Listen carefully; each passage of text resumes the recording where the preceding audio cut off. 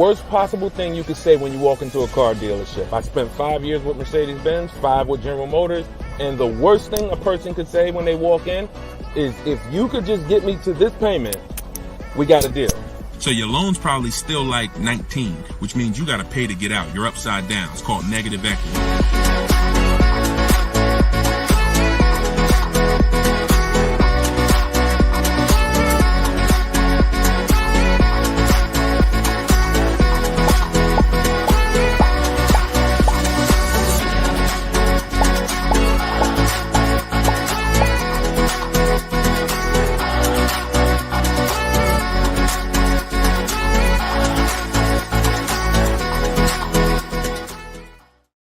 Welcome, everybody. Welcome to episode 7, I believe we're on, of Car Shopping Questions and Answers.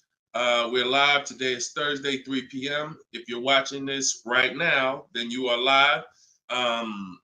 What we're going to start doing is we're going to start letting you know, because we do rebroadcast these shows all day, so you can, catch up on them. You can send friends and family to watch the rebroadcast. But right now, you are actually with us live.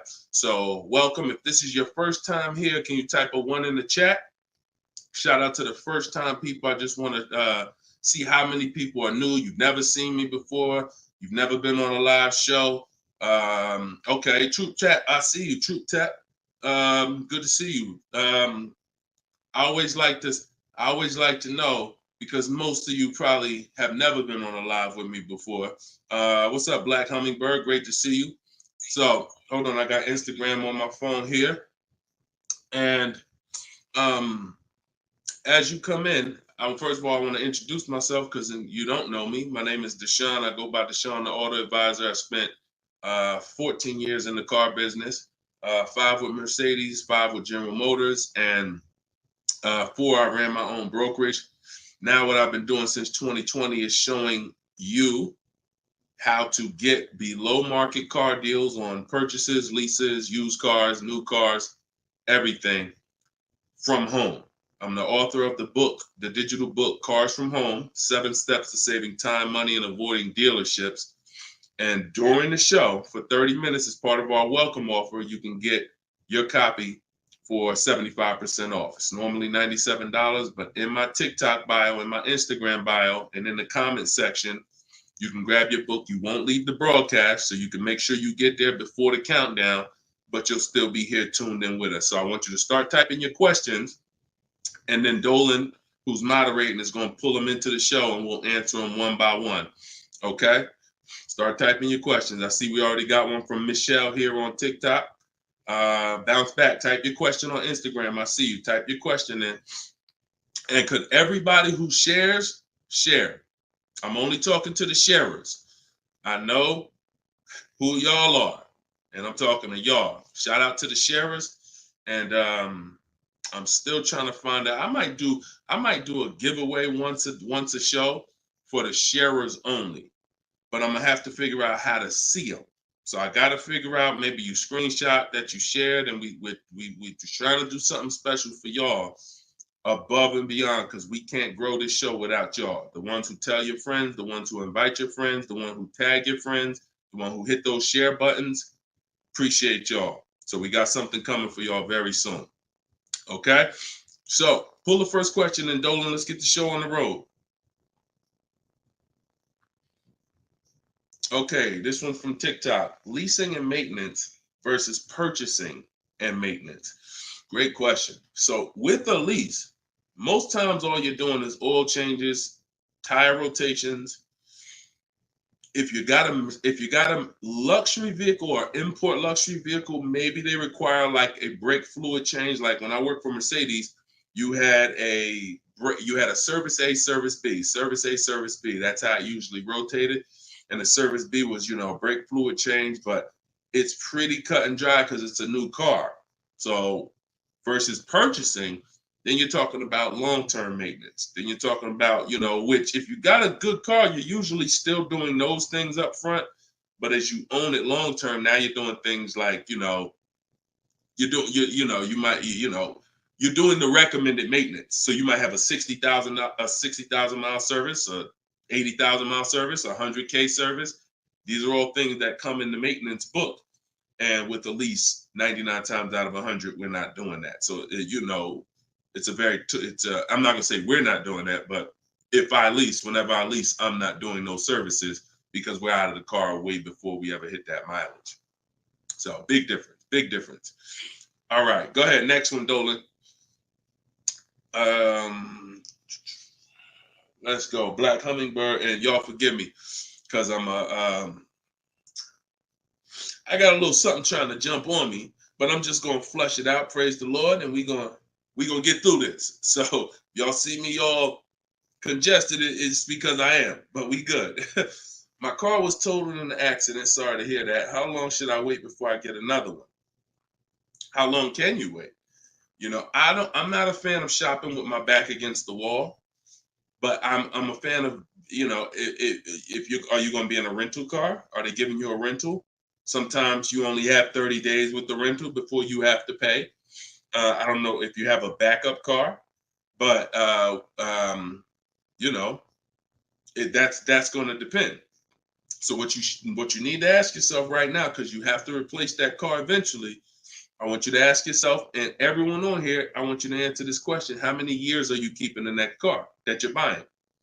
But first of all, who's shopping for a car now, or you will be in the next 12 months? Type me in the comments. If you're shopping right now, like Deshone, I'm in the market right now, or you will be in the next 12 months, type me in the comments. Okay, I see you on TikTok. Anyone shopping for a car? Michelle, she's shopping. Okay, if you're shopping for a car right now, or you will be in the next 12 months, type me in the comments. All right, Black Hummingbird. Yep, I see you. El Rel on YouTube, I see you. Jesus on YouTube, I see you. All right. The first question I want y'all to answer, everybody, is how many years you're keeping the next car? How many years are you keeping the next car? This is very important because this is the buying versus leasing question. How many years are you keeping the next car is the buying versus leasing question. So your Black Hummingbird, when you shop, is going to depend on how long you have. If you got a backup car, then there's no rush. If you don't have a backup car, then you need to find out, are they giving you a rental? You know, because that's going to dictate. I can't really give you any more information without knowing that. So if you want to tap in, follow up, we'll try to get your follow-up question here. All right, go ahead, shoot the next one up, Dolan, and let's see if we can get the follow-up for Black Hummingbird. I'm shopping by used. I don't even know what that means. Go ahead, Dolan. Okay, this one's from TikTok. My third live, I need a used car by June 1st, so lost.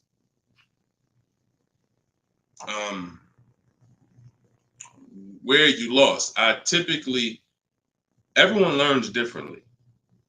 So you have to ask yourself, how do you learn? There are people on these lives, we've already gotten DMs and emails saying that people use the show, they use the strategy, and they got cars. So we've already got, and we've only been doing these shows for a couple weeks now.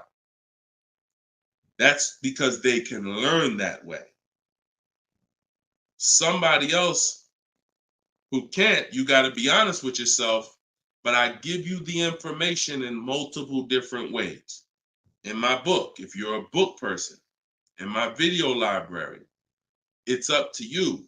But if you're sitting here, because everything we do on the show, I try to break it down. No, we don't rush through answers. I don't give y'all one-word answers. Every question, we pretty much take it and we break it down to the nth degree. And some of the things you guys have similar questions, so we've answered them on multiple shows. But you have to know how you learn in order for you to win. Okay? If you're lost here, then you could stick around and we'll continue to do what we do here. But you have to know how you learn. That's why we make information available in a multitude of ways. You see people who have my book. Some people could piece deals together with my social media videos, even though they're all different topics. Used cars, buying cash, leases, they're all different types. So you got to really piece them together. Some people do it that way. It's up to you. But don't just sit there struggling, man. Not at the cost of what it costs. Not at what it costs. All my information is available and it's affordable. Some of it's free, a lot of it is free. But every single product I offer, from my coaching program to my book, it's all affordable. So get in where you fit in, brother. That's really the best advice I could give you. All right, go ahead, Dolan. Shoot the next question.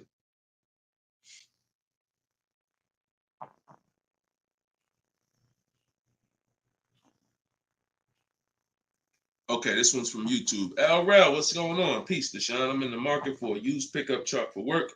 Never had one. How do I narrow down a reliable make model?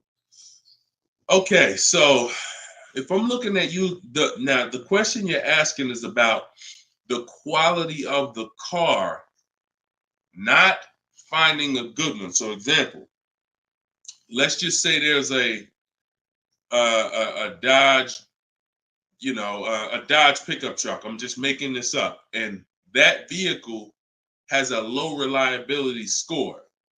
It doesn't matter if I go find a good one and I use my steps, the steps I'm going to go over with you to find a great used car, because the car overall has a low reliability score. Some Nissans have a low reliability longevity score because of their transmission. It doesn't matter if you use what I'm going to teach you to narrow it down to a great one, because the vehicle overall has a low longevity score. So I think the question you're asking is, how do I find a vehicle that has a good reliable one, and then I'll go shop for it. And because we could switch it.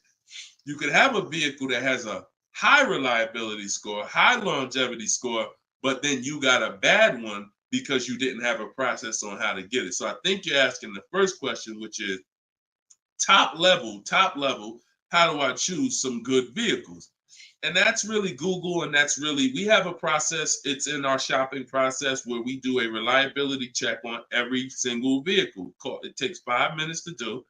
You're going to type in the specific year, because years change. You might have a 2019 that has low reliability scores. In 2020, they fixed it.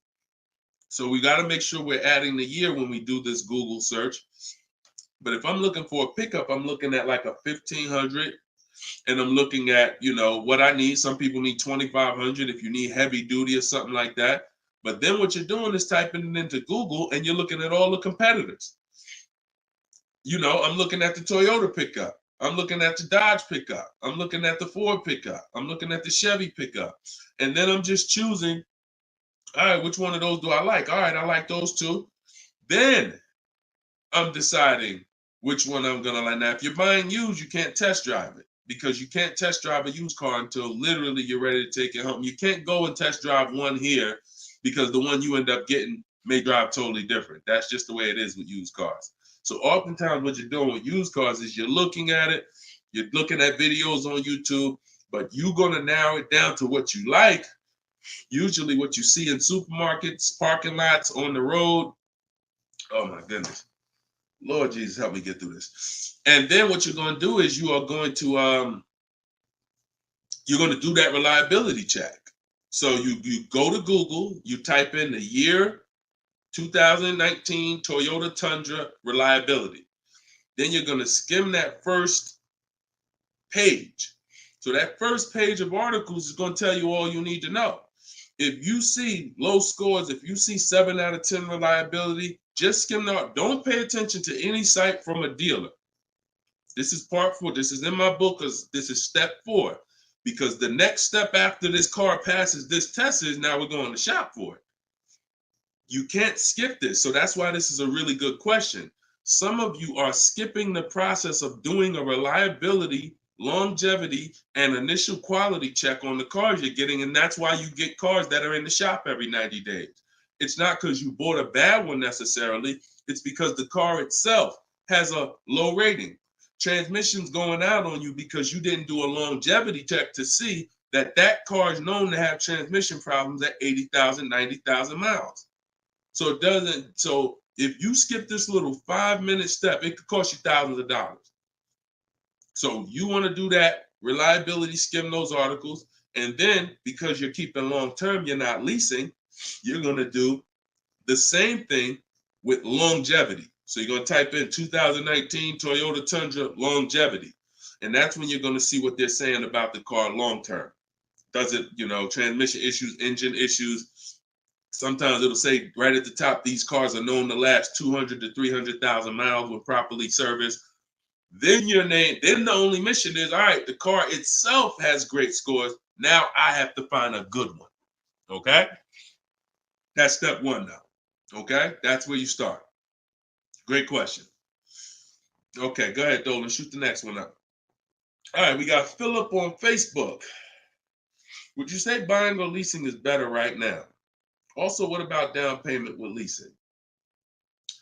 So, all right, you should never be in a position where you're asking yourself, should I buy or lease this car? Based on what you feel. Yeah, so I feel like I should buy. No, the buying or leasing question is based on how long you're keeping the car. I have something that I do that I teach called the 8-year rule. The 8-year rule says that if you're not buying a car to keep at least 8 years, you should be shopping for a lease. Reason being is there is no way for you to get a great deal on a car if you buy it when you should have leased it. Because lease deals, when you get a great lease deal, it's so good, it's so low, it's so much less money out of pocket that it will take a buyer years to catch up with you. We did a scenario in the last show where we compared this deal that one of our students got, Frina, who uses my stuff. And anyone who's using my stuff is going to get these deals if you follow my process. It's not, you don't have to be great. You could be a bad negotiator. It doesn't matter. As long as you know how to use a computer and do copy and paste, you can get these deals. But we compared her deal, which she got at $579 a month on this $65,000 car, and we compared it to a purchase, which would be literally $900, $1,000 a month. So how do we make this decision? Very simple. If you are not buying your car to keep for 8 years, you should be leasing it, because in the middle, y'all know when I break this out, if you've been on the show before, this is the depreciation scale. This is how your car goes down in value. I know some of you have been taught, I want to buy my car, I drive as much as I want. I don't want to pay for the miles. But you're paying for your miles. Because check this out. You buy your car here for $30,000. A year later, even if you don't drive it, it's no longer worth $30,000. At best, it's worth $22,000. If you don't drive it 1 mile, it's probably worth $25,000. You lost $5,000 and you never drove it 1 mile. That's depreciation.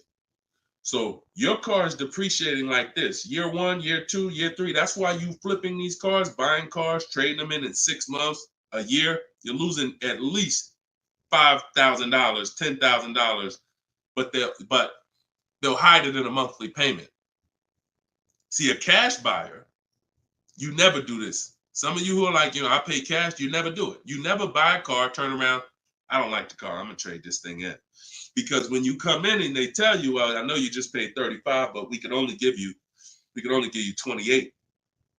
I just bought the car 6 months ago. You know what I mean? I lost $7,000 that fast? Yep, at least. You're like, all right, I'm not doing that.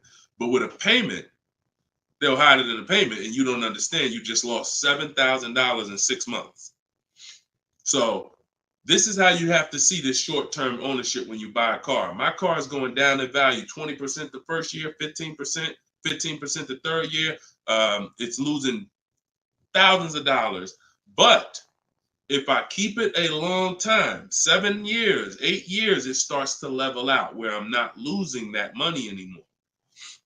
If you have a car outside your house right now that you've had for more than 8 years, I want you to type the number of years you've had the car. Everybody on here, we're live. This is our 3 p.m. Thursday live show. This isn't a rebroadcast. So tell me right now, everyone who has a car outside, type how many years you've had the car. How many years? If it's 8, if it's 9, 10, 12. Had somebody on the last broadcast, somebody said they had like a 15-year-old car outside. You'll notice this, Gilda, you got an 11-year-old car outside. Here's what you'll notice. Your car is no longer losing value like this every year. Your car is no longer losing value like this every year. You're going to look and say, if let's assume right now, Gilda, your car is worth, I'm just making up a number. I don't know the car, nothing. Let's say it's worth $8,000. A year from now, it's going to be worth close to $8,000. Probably worth $75,000. That means you've won.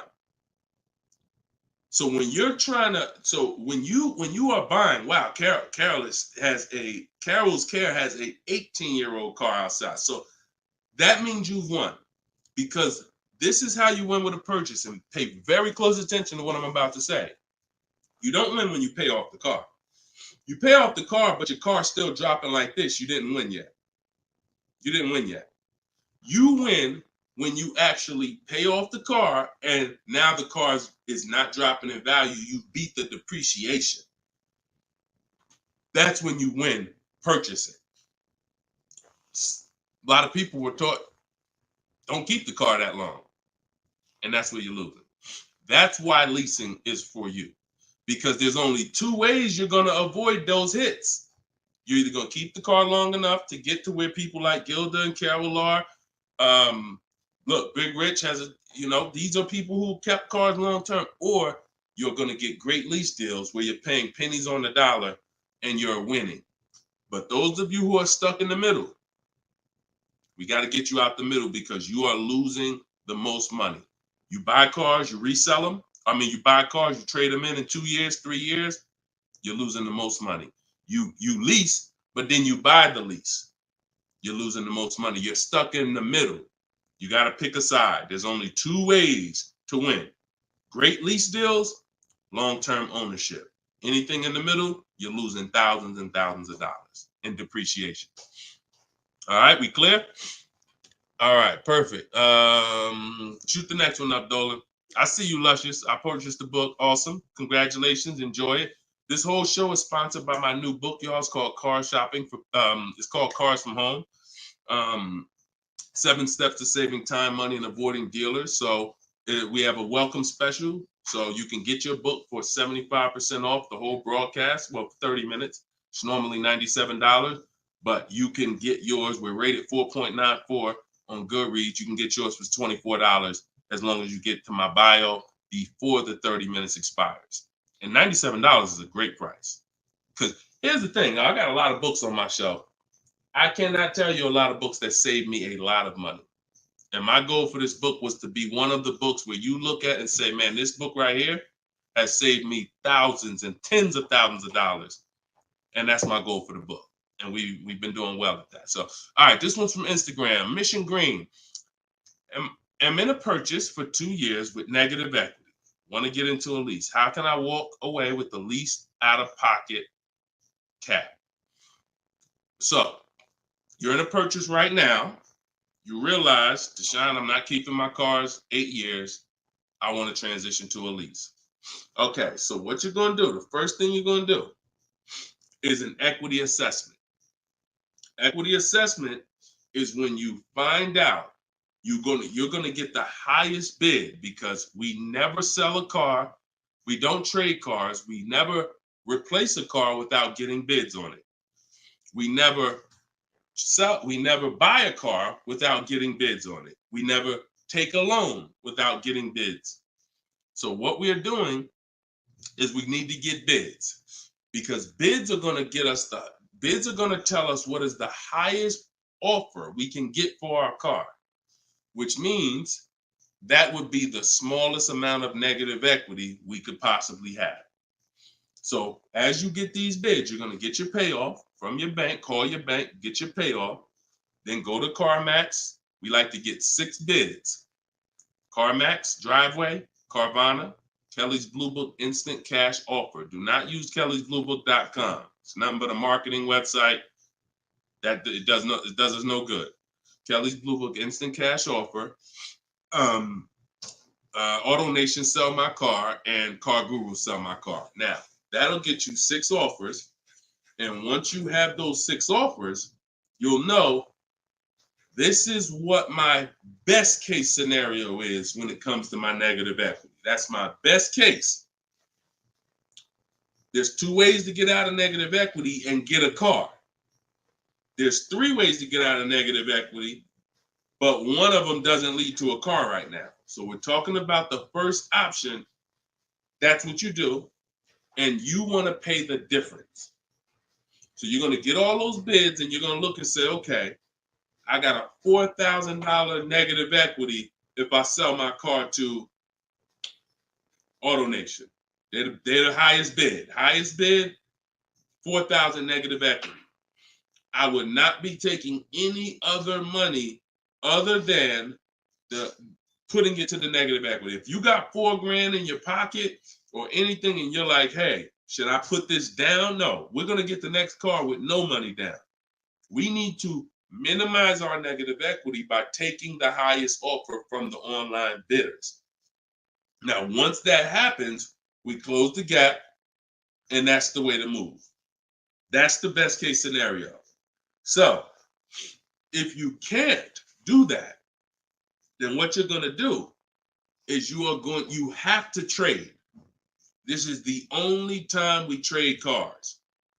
There is no other time where we are going to trade a car, because you don't get the most money trading a car.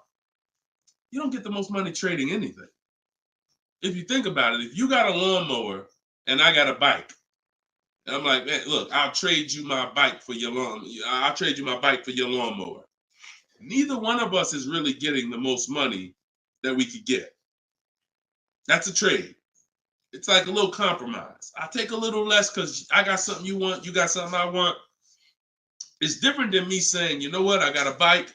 Let me see the most money I can get for my bike, and then I come back and pay you for the lawnmower. And this is how you have to see it. This is why we don't trade. Because when you trade, you're not making the buyer win a bid. You're not making the buyer bid. You're just saying, whatever you could pay me, I'll take it. That's why the first option I just laid out is the best option. But some of you don't have the cash to pay the difference. So you have to now forget about the old car right now. You shop for your new car and you get bids. So let's just say in that example, I find out I'm you. I can't cover the difference and sell to the online bidders. Now I'm going to start shopping for my lease. So let's say I'm shopping for a Jeep Grand Cherokee. I get my offers. I find out who wins the bid. I identify you're the highest bidder, and I'm going to that dealer and saying, okay, you're the best bid. Can you tell me what you could pay for my old car? I'm not telling them what I owe. That doesn't matter. I'm just seeing, what could you pay for my old car? And then I'm going to have them get an offer. Now, it's not, in 99% of the time, you guys, it's not going to be what you thought it was. If your highest offer over here with the online bidders was 22, do not think that dealer who won the bid is going to say, I'll give you 22. They probably say, the most I can pay for it is 20. And you have to take it because they can't win both bids. That's just almost impossible. The fact they're going to outbid all their competition on the car you're trying to buy from them. So I beat all these other Jeep dealers to win your business, and I'm going to beat CarMax, Boom, Driveway, all these other companies and pay you more for your trade. That's not going to happen. So that's why I say the first option is the best, because the second option, you're going to have more negative equity because the dealer cannot pay as much as the online bidder. So now that's what you would do, and you would tell them, okay, please add it to my deal, and you'd have to roll it into the lease over there. Third scenario where you can't get out is if you have too much negative equity. You're either going to need cash or you're going to need to pay the loan down. It's that simple. Because when you bring that negative equity over, the bank only has a certain amount that they're going to approve. If you're buying a $40,000 vehicle, they're not going to approve $55,000 because you got all this 10 grand negative equity, 12 grand, you're just trying to slap it on. You can have a 900 credit score. That's why I call negative equity the bad credit for people with good credit, because it can literally prevent you from getting a car. So that's when you have to pause, or you got to put money down to try to get within the loan to value ratios. And that's why I say stay out, get out of negative equity and stay out of it. And 99 times out of 100, the reason for your negative equity is you don't lease. You don't lease. You buy cars, you take out 5-6 year loans on them, God forbid longer, 7 years, 8 year loan, and then you trade those cars in before the loan's paid off. That's what's happening 99 times out of 100 to cause people negative equity. And we got and that's the cause. So I just gave you the solutions, but I also want you to know the cause. And that because you're already moving to a lease, you already understand, which is good for you. You already understand, all right, I'm not buying cars anymore until I want to keep something 8+ years. I'm going to start leasing. So this should be your last time ever having negative equity. Okay? Great question. All right, Dolan. Let's throw the next one up. Great question, Mission Green. All right. We are live, y'all. It's our Thursday, 3 p.m. live show. Shoot your questions in. Dolan's going to pull them in one by one. We're going to try to get through as many as we can. What's the best way to start about negotiating from the online price? Is this for a new car or used car? This is RT. I don't want to mispronounce your name. How do I get your book? S. Lewis, it's in the comments. Dolan, can you make sure we got the comment for S. Lewis here on YouTube? For those on YouTube, in the comment, we should have a pinned comment where you can just click it. You go to deshonsbook.com, or you might be watching us on a screen. If you're watching us on a television screen, you can scan that QR code with your phone, and you can get it that way. If you're watching us on TikTok or Instagram, you can go to my bio. There's a link in my bio, and you can grab your copy. And you won't leave the broadcast. You'll still be able to hear us, but you can get your copy before that 30 minutes expires and the book goes back up to $97. Okay, when are you really live? I'm live right now, TFD. I don't want to mess up your name. So, all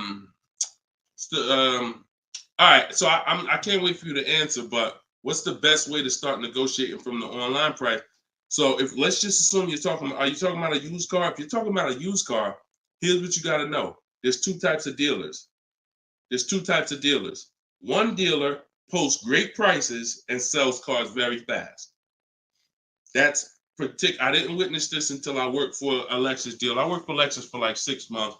It wasn't for me. Great car, but it wasn't for me as far as the dealership.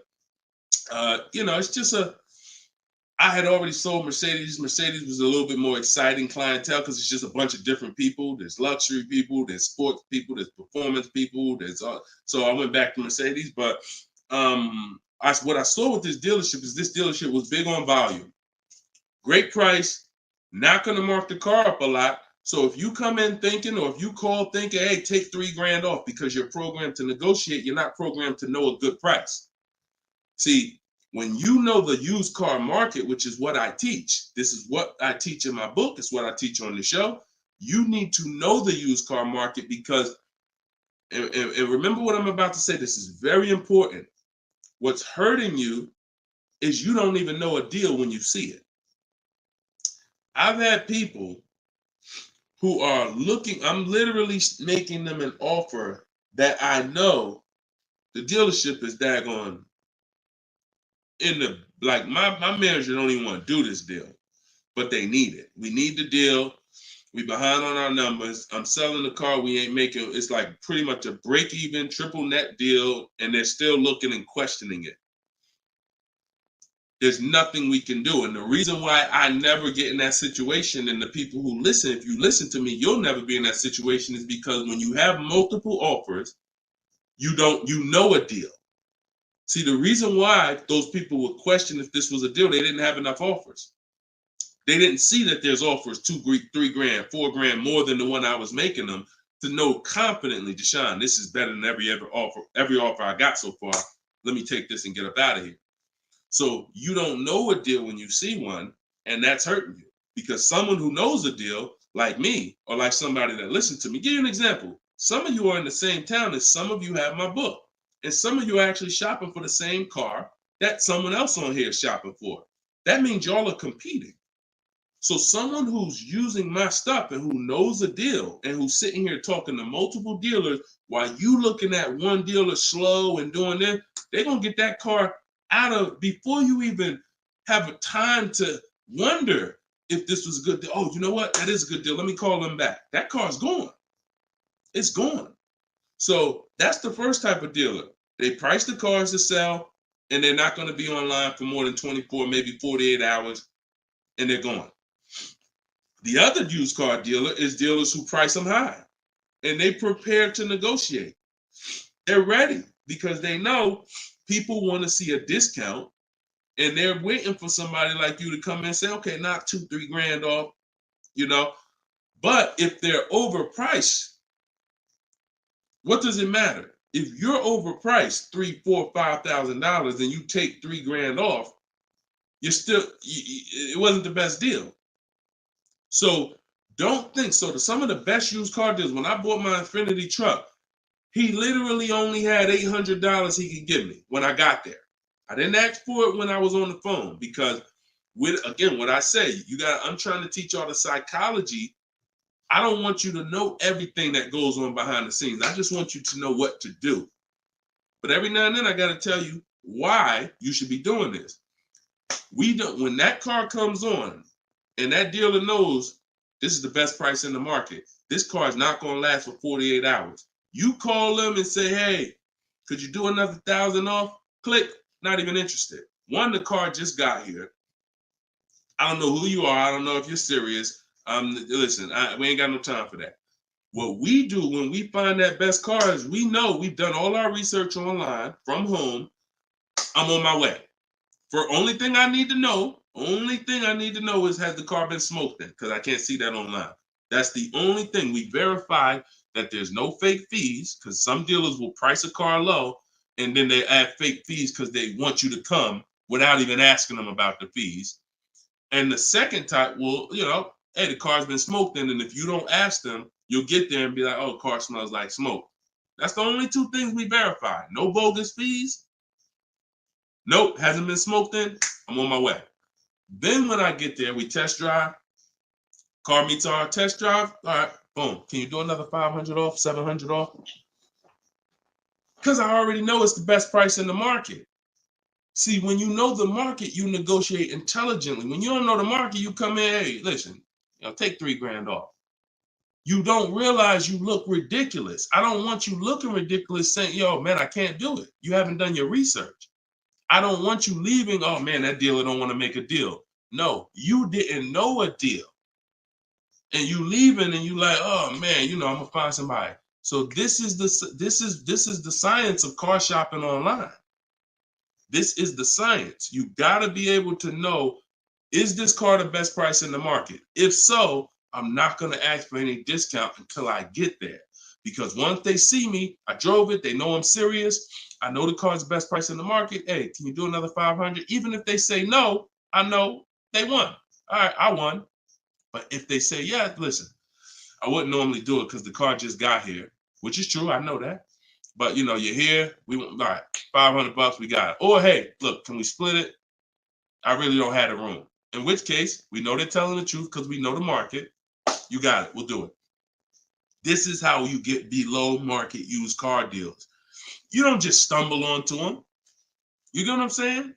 Is everybody clear on that? Type clear if y'all are following what I'm saying. Clear if you're following what I'm saying. You're not going to accidentally stumble into a below market deal. It takes strategy to get below market deals. If everybody could get below market deals, they wouldn't be below market deals. They'd be average deals. Does that make sense? All right, glad we clear. I see you, Michelle. All right, shoot the next question up, Dolan. Let's roll. Let's keep it going. I see you, Rose, on Facebook. All right, Blooming Chosen One from Instagram. Almost done closing at 1%. Let's go. Come on. Come on. That's what I want to hear.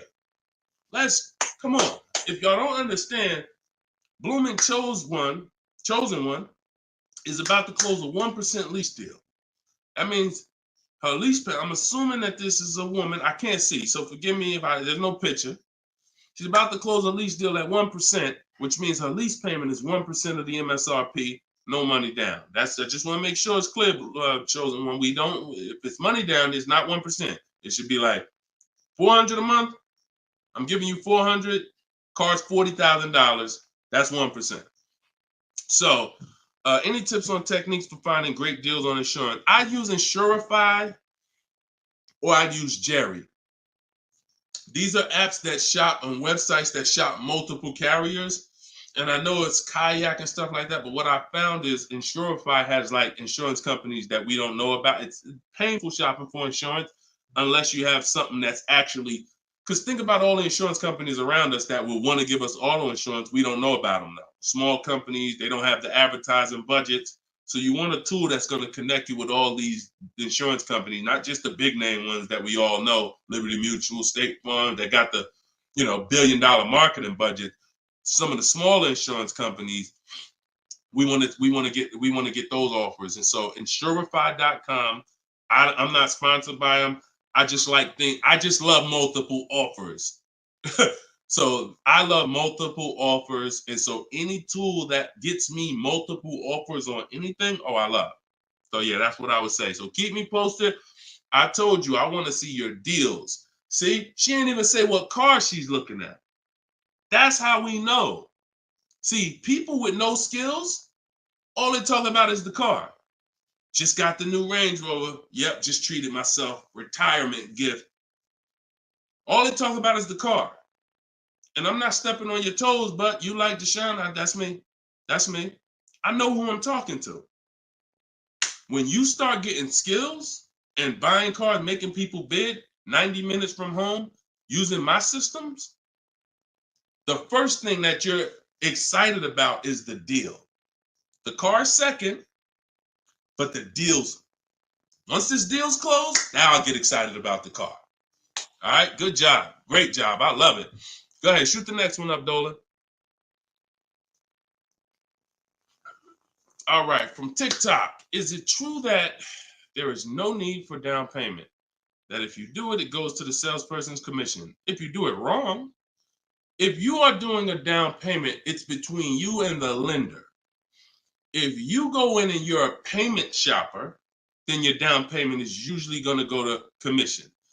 A payment shopper says things like, how much does that car cost a month? Okay, that's a little high. Could you get it to, could you get it like under 6? As a payment shopper, no idea about the numbers, just talking about payments. If you stop doing that, and if you've done that, see, I don't want to, look, I hope we're building a community here where people could be honest. If you've done that, type ouch in the comments. If you've gone into a dealer, looked at a car, and said, how much those run a month? What kind of monthly payments are on those? And I know that there's some people who are not gonna be honest, but this is how a lot of people shop. It's a payment thing. Yeah, okay. I appreciate it. I see. All right. I see we got some. All right, we got some people being honest in here. I see you. I see you, Michelle. I see you, Bye Lion. Not Michelle. So that's where you get in trouble. So what do you do outside of that? You separate the payments from the car.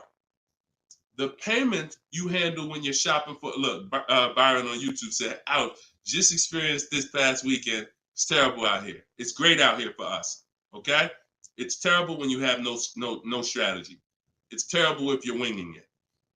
It's great out here for us. Like, and I'm not even saying that, underplaying that. Like, I've been doing this so long, and I got just so many people that done learn from me, and so many people getting cars. I got a private group, so I get to see this stuff. You know what I'm saying? I get to. If you guys been on these shows, I share people's stuff. I share Tope stuff. Greg's deal. This is our book, 4.94 on Goodreads. Get your book 75% off, or you can wait and miss the 75. You can pay 97. Either way, it's worth it. Either way, but $24 is better than $97. In my TikTok bio, you got 30 minutes, or in my Instagram bio. But check this out, Kimberly's deal. She saved 20 grand off her Maserati. Look, Bonita, Middle of the pandemic. So we've been hearing since we started this whole thing, yo, it's terrible out here. Man, there's no deals out here. Middle of the pandemic. Look, December 2022. Blood in the streets. Kia Telluride, one of the most popular vehicles of the last 3 years. Bonita, from home. Kia, 2023. 600 down, 600 a month. People paying $800-900. It's people right now that's going to watch this broadcast that has this particular car paying $700,000-900,000 a month for it. This same vehicle. So, Charles, Hyundai Palisade, top 5 most popular vehicles the last 5 years in this category. Look, $597 a month, $48,000 truck. So it's what you know. In fact, it's what you don't know. So I would tell you, yes, when you are winging it, when you shopping, when you just winging it, yeah, Byron, it's gonna seem like, man, it's horrible out here. When you step back and start using my bidding systems and letting these deals come to you, letting loans come to you, you're gonna feel like you're in control. You call the shots. Okay? So that's what I want everybody to know. It's all perspective. You know, somebody who's never had a fight in their life may be like, oh, shoot, I'm gonna lose this fight. Mike Tyson, he's not worried about losing a fight. And I hope he's not throwing this fight. So, another end. It's all about what you know. You learn better skills, you get different results. You keep the same skills, keep shopping like our grandparents shop, keep shopping like our parents shop when there was no internet, keep shopping like it's 2005, you're going to get those same results. All right? Everything I'm talking about, y'all, is in my book. This whole show is sponsored by my book, Cars from Home, 7 Steps to Saving Time, Money, and Avoiding Dealerships. My whole shopping system is in there. You can get yours in my bio. I just said that. So go ahead, Dolan. Shoot that next question up that you had up on the screen. My lease is up this year, but I'm over 4,000 miles, and a car dealer just told me if I lease again that I'll have to pay for the over miles. What do I do? Okay, I want you to know something, and I want you to hear me clearly. Dealers who tell you they'll cover the mileage. I know some of you have heard this in the past. You know, my dealer said if I release a car from them, they took care of the mileage for me. No, they didn't. No, they didn't. Mileage is never taken care of because mileage is between you and the bank. You told me you were going to drive this, the bank, not the dealer. Dealer has nothing to do with the car. Once you drive off the lot, it's between you and the bank. It's between you and the leasing company. So when you go over miles, the bank says they told us they were going to bring this car back with 36,000 miles on it. They already have an estimated value of what they're going to sell the car for, and it's based on 36,000 miles. That's why if we're under miles, we always do an equity assessment. You're going to do this either way, Miss B, but this is one of the main reasons when we're under miles, it doesn't matter, because if we drive less than we told them we were going to drive, we want to see if there's any equity that we can actually pull out. If you didn't know you can sell a lease, yeah, that's another discovery. Aha moment, you can. We've been doing it for years. So, but going back to this case, if you're over miles, you got to pay for it because you can't give it back to them. It comes out of their profit. So what do we do to try to minimize this? One, we don't let a dealer tell us we're going to work this out for you. We have to do our own equity assessment. So you want to see what your position is. You want to call the leasing company, get your payoff. This is the second step in my process. Once you know whether you're going to buy or lease again, that's step one.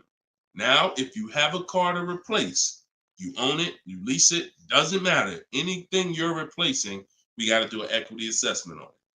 So we're going to call the bank, get our payoff. If it's paid off, obviously we don't have to do that. And then you're going to get that payoff, and then you're going to get those offers I talked about earlier in the show. If you missed it, I don't want to go through the whole equity assessment process because we already did it.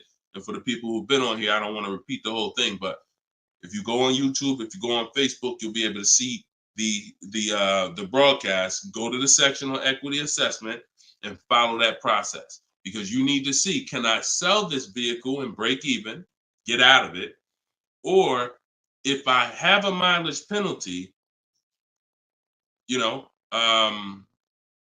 does it make more sense for me to actually get out now, which in a lot of cases it probably won't because you have payments remaining.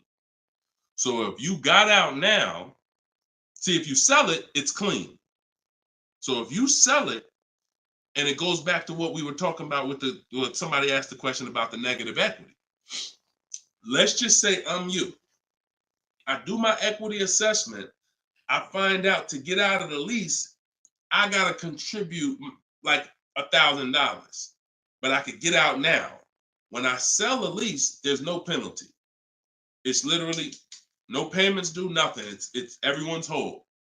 That's the only way everyone's whole. My second option is I got to account for the payments I have left on my contract. If I got 5 payments left at $500 a month, that's $2,500. Does it make more sense for me to get out now and pay those payments? Probably not. Or does it make more sense for me to just wait and take the mileage penalty? So those are the 3 things you're comparing. Selling the car, and you're seeing what's the least money that comes out of my pocket. What's the best of those things? Selling the car, getting out now and taking the payment hit, because all those payments are going to be due. They're going to have to be rolled over to your next vehicle, or driving the car until you get close to the end of the lease, and maybe maybe it depends on how much you drive per month. And maybe you're 8,000 miles over, and that's a $2,000 mileage penalty. So these are the things you have to think about. But I'm telling you that if you just walk into a dealer and say, hey, could you work this up for me? Now you don't even have the luxury of guaranteeing you got the best price on the car. So now, because they see you as desperate, oh, she needs help. She don't know what she's doing. So let's just work these numbers, move these numbers around, and tell her, hey, we got you to this payment. Does that work? Now you're a payment shopper and you don't even know. Just give me to a monthly payment that makes sense. You didn't realize that you overpaid, and they're packing that deal, and you overpaid by probably $4 or $5 grand because you wanted to let them do it. So those are 3 scenarios, and it all starts with the equity assessment. Because like I said, you might be able to do that equity assessment and find out, oh, I could come up with $1,000 and I'm out of this thing clean right now. Or you might break even. It depends. That's why it's always an equity assessment.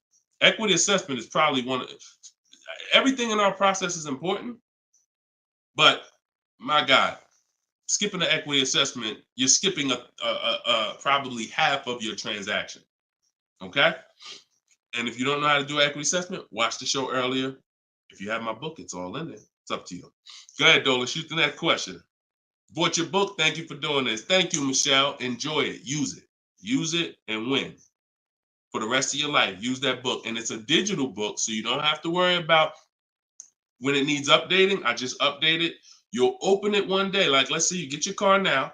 A year from now, you open up that book and you're like, all right, I need another car. My spouse need a car. My child need a car. Man, wait a minute. There's different stuff in here.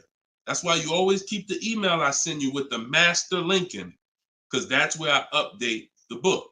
All of you who got the book, when you download it, don't save the email, because when you click that master link, that's where I update the file whenever something changes. So, and I couldn't do that with a print book. I can only do that with a digital book. Yeah, don't worry. I don't do trades, J. Paul. So if you ever see somebody selling crypto, all of that, like anybody with a decent amount of followers is going to have knockoff accounts. Like, I do car education.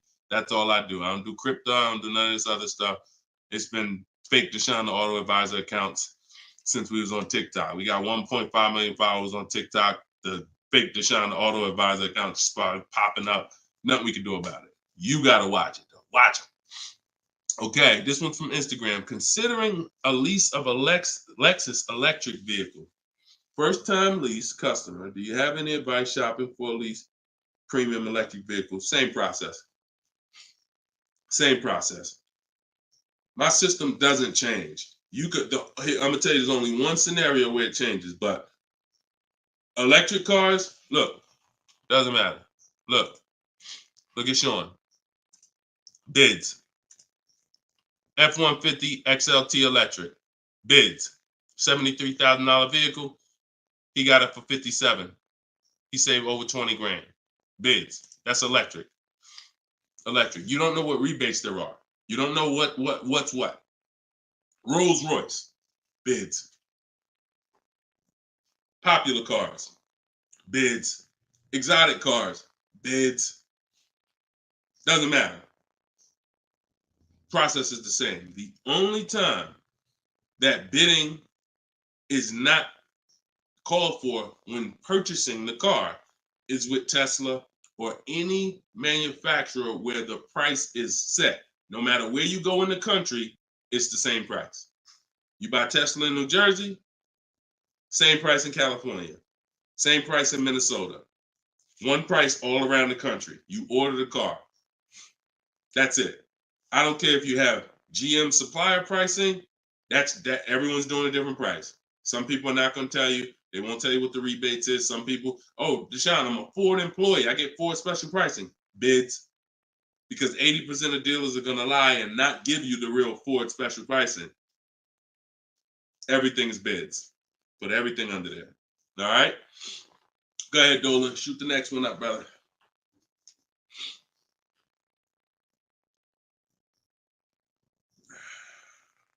No, you don't bid. You don't bid, Coco. You're making people bid. This one bounced back, Brian from Instagram. What's up? Hey, bro, I recently financed the BMW 330M, but the problem is they gave me a high APR. Sounds like a payment shopper. Listen, we got to take responsibility. You accepted a high APR. Now, how do you get out of it? Only way is to refinance. You can refinance or sell a vehicle. And so bids, what we do is, see, now let's just say for an example, you use our system we call the bank bidding war.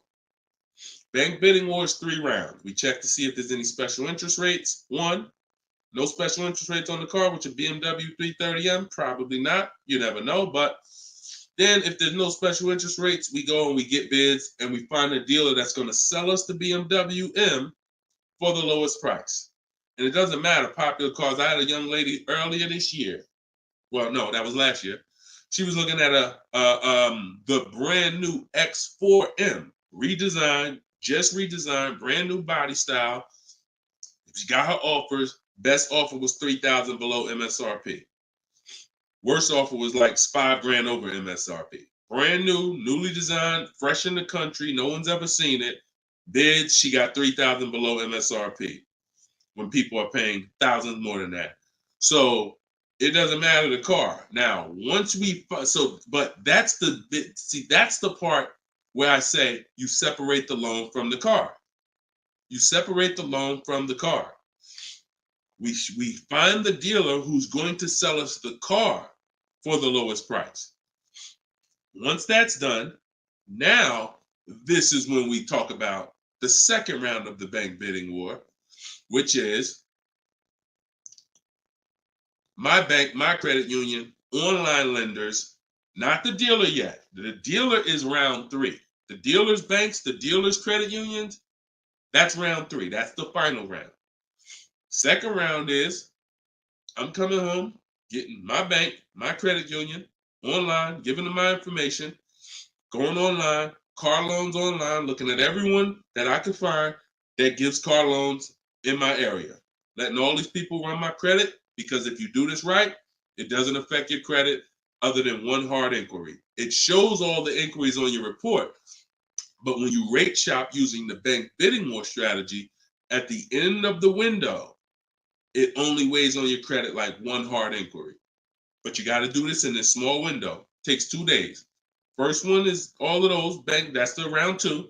So now let's say my best rate from that round 2 is 7.9 interest rate. Okay, round 2's done. Now I'm calling the dealer who won the bid, who has my car waiting. I already reserved it. And I'm saying, okay, my bank or this bank gave me 7.9. If you guys can beat it, I'll give you the business. Now round 3 starts. with the dealer going to work. That's when the dealer's bank. See, the problem is the dealer was your first offer for financing, or one of your first offers. The dealer, when properly done, is our last offer. And so if he came back and at the end of those rounds, 8.99 was the best rate, you wouldn't have a question. You wouldn't be questioning it. You wouldn't be saying, oh, man, how do I get? You would still be considering refinancing because that's still the solution. Whenever rates get lower, you refinance. But you wouldn't be it wouldn't be they gave me that. It would be that was the best rate available at that time. So that's why you need to get bids for future reference. But in your case now, all you can do is find somebody to refinance the loan. And that's what you do. Type in car loan refinance online. Call your bank, call your credit union. Hey, I'm looking to refinance and see if they can be 8.9. Okay. For future reference, though, bank bidding war. Okay. And that's, we gotta, we need to, I want to get you to the point. You gotta, it's up to you. Use this. Everything I'm telling you is simple. Nothing I'm telling you is rocket ship building. This is all simple online processes from a computer. We got grandmothers doing it. We got introverts doing it. Doesn't matter. We don't even talk. Has anybody heard me say anything about talking? No. We're using online tools to get these processes done. That's why they work for everybody. If you had to talk, then yes, you could mess it up. But this is for the future reference. We want to guarantee that we got the best price. And the only way we're going to do that is with bids on everything. Okay? Go ahead, Dolan. Next question. Great question, though. All right. This one's from TikTok. Can24 Loco. Is a lease worth it if I know I'm going over the miles? You pick your miles. I had somebody no, I don't even want to talk about him. Somewhere along the line they told him it was okay. So you pick the miles on a lease, and I would never in a million years pick less miles than I need. 10,000 miles per year, 12,000 miles per year, and here's what happens: if you see somebody who's intentionally picking less miles to save $20 and to go from 10,000 miles a year to 12,000 miles per year is probably like $20 a month. To go from 12,000 to 15,000 for most cars is probably another $25 a month. So the difference between 10,000 miles per year and 15,000 miles per year, 15,000, no penalties. Deshone, I know I need 15,000, but I took 10. So you're going to do 15,000 anyway, and you're going to be penalized for the 5,000 per year over at 25 cents a mile. Instead of paying the additional $45 a month, which would be way less than the penalties, because 5,000 miles per year, 15,000 miles over at 25 cents a mile is $3,750. $45 a month times 3 years is $1,620. Numbers are numbers. $45 a month more to my lease contract from the beginning, because that's the mileage I really need. I'm paying $1,620 extra over 3 years to have a comfortable lease experience, no penalties, and I can enjoy my lease. Versus taking 10, knowing I'm going to drive 15, and then looking and saying, dang, I'm over miles by 15,000 miles, and how can I avoid this almost $4,000 bill that's coming? Choose your mileage wisely. Deal structure. Step 3, I got a whole step in my process on deal structure. This falls under deal structure. So we never take a lease knowing we're going over the mileage. We just never do that. We're setting ourselves up to not enjoy the lease. For what? That's it. Step 3 in my process, I got part of deal structure. I got a section in my book on this, is choosing your mileage wisely, where you look and estimate how much you drive, Or if you have a car, you just look back and say, all right, I drive 12,000 miles per year. You can look back at what you drove. If you don't have a car, then you're just going to look and say, all right, how many miles do I drive to work? Okay, and you add the miles up, and you'll see throughout the year. Oh, plus I'm gonna take a vacation. I want to go down. I want to go on vacation 2 times a year. That's gonna be another 1,000 miles each. All right, perfect. I need 14,000 miles a year. It's a 5 to 8 minute exercise, but you haven't been taught to do it. So there's nothing in my. I don't skip anything because I've been doing this since 2006. I've seen thousands of scenarios working in dealerships, General Motors, Mercedes, thousands. And every time I see something that is horribly wrong, that's costing somebody money, I just made sure I added it to my process. Okay, I'm gonna make sure anybody who listens to me doesn't do that, because this is what happens when they do that. So we got to choose our mileage wisely to actually enjoy our lease. Okay. All right, y'all. Look, we hit 1 hour and 6 minutes. I'm gonna wrap it. I usually try to go like 1 hour and 15 minutes, but as y'all can see, I'm actually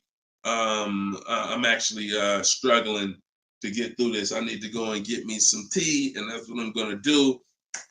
This is our second show for the day, and some of you may be watching us on a rebroadcast, but right now we're live. We've been live Monday, Tuesday, just so y'all know, and I'll probably have a link in my bio by tomorrow to our calendar.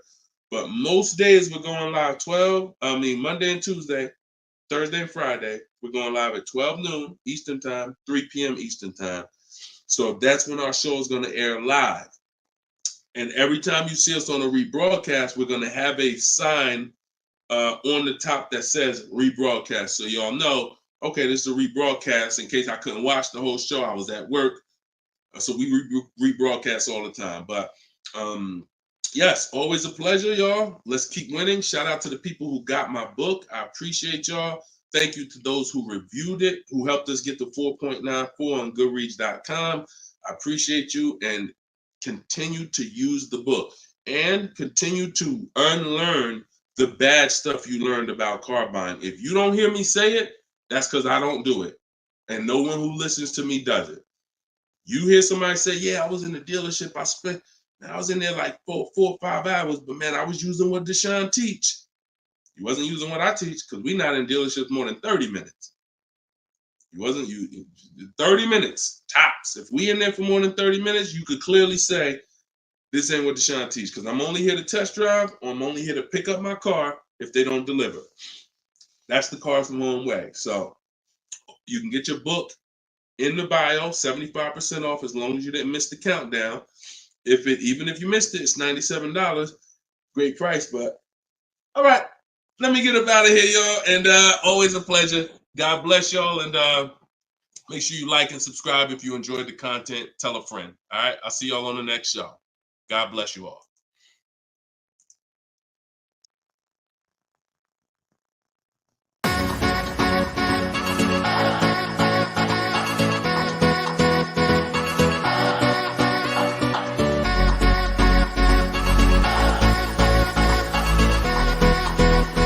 The worst possible thing you could say when you walk into a car dealership. I spent 5 years with Mercedes-Benz, 5 with General Motors, and the worst thing a person could say when they walk in is, if you could just get me to this payment, we got a deal.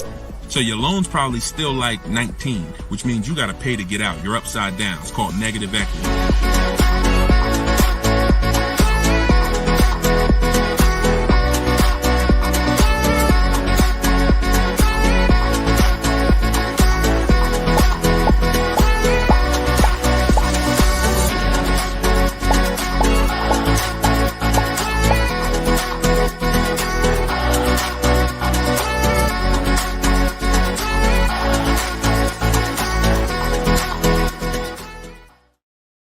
What is going on, everybody? Welcome to episode 9.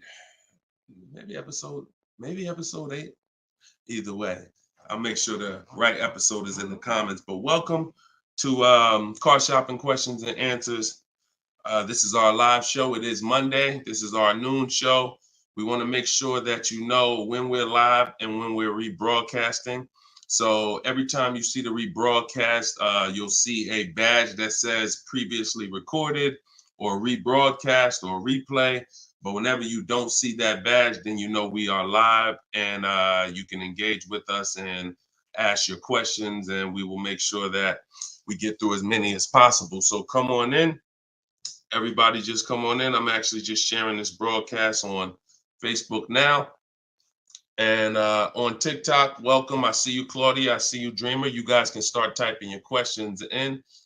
And let's do a little housekeeping first while we let the first couple questions come in. If you don't know me, this is your first time ever on a live with me, type the number 1 in the comments. I want to give a welcome to the first time people who've never been on a live with us before. And welcome back to the people who've been here before. I'm your host, Deshone. I'm known as Deshone the Auto Advisor. I spent 14 years in the car business with Mercedes-Benz, General Motors, and running my own brokerage. And now what I do is I teach people the science of car shopping from home.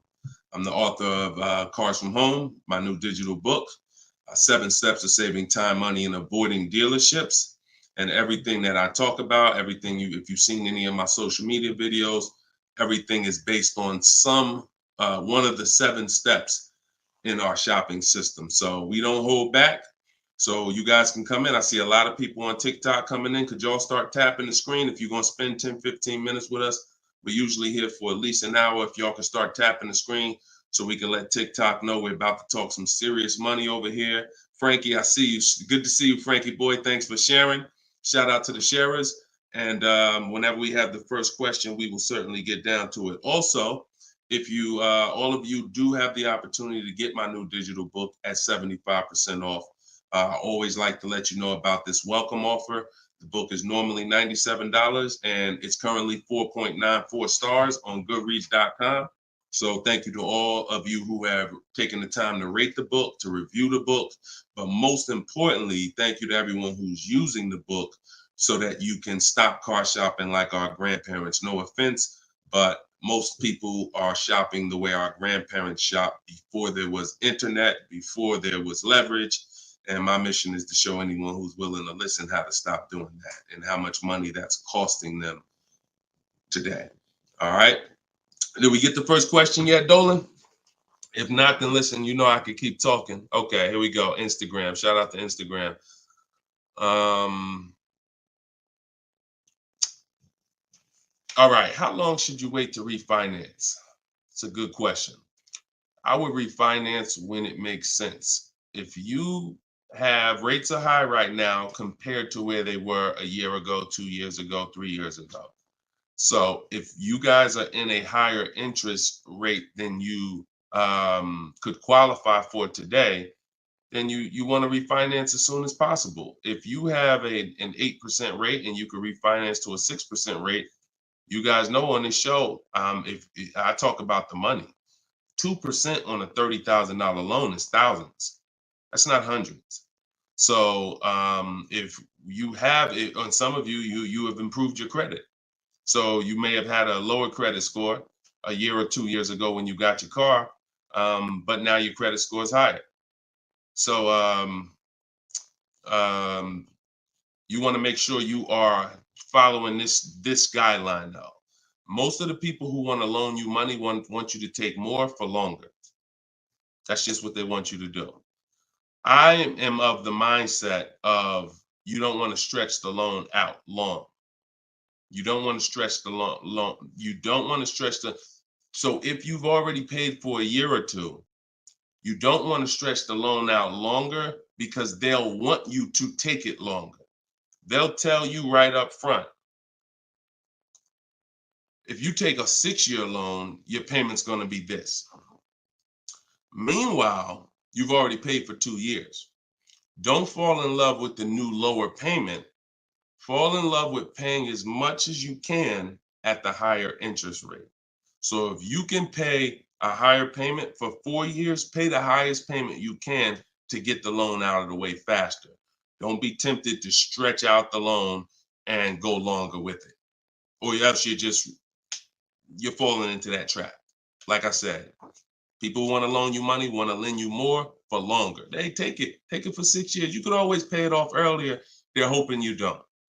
Okay, so that's typically the rules of thumb that I like to follow. All right. This is from Instagram. Well, this is Luna. I was desperate and just got the first deal. I set a very high payment. Can I refinance for a smaller amount? Luna, weren't you on the show a couple days ago? I was desperate and just got the first deal. I set for a very high payment. Can I refinance for a smaller amount? It's probably going to be early for you to do that. Did you? Hold on one second. If you hold on, let me open the Instagram comments so I could actually see. I know Dolan's bringing the comments to the show, but I want to make sure I could actually see the Instagram comments. Hold on. Okay. So because if you just got the vehicle, I mean, you could try to refinance, but it depends on how high of a rate they gave you compared to what you could have gotten if you would have followed like our bank bidding war process. You bought a brand new 24 Mitsubishi. Okay. Haven't you been on the show, Luna? This isn't your first time, right? You've been here. You've been with us for a couple. You've been with us for oh, it was in December 2023. Okay. I appreciate it. Thanks for the information. That's why I wanted to see the comments so I could actually have the dialogue with you. Yeah, I mean, that's all you could do. You could try and you could try to refinance online. You can go on Google and type in auto refinance online and start to see what those companies look like and see if but you need to know your rate, and then you need to know what the companies that'll refinance you are offering you and see if it makes sense. If you got a higher rate than you could have gotten, then certainly you can refinance. If they got you the best rate that you could qualify, then you may have to wait a little longer, but usually, it doesn't hurt you to check, especially if you're in a considerably high interest rate. You certainly want to see if there's a possibility, because like I said, 2 points, 3 points on an interest rate is thousands of dollars, not hundreds.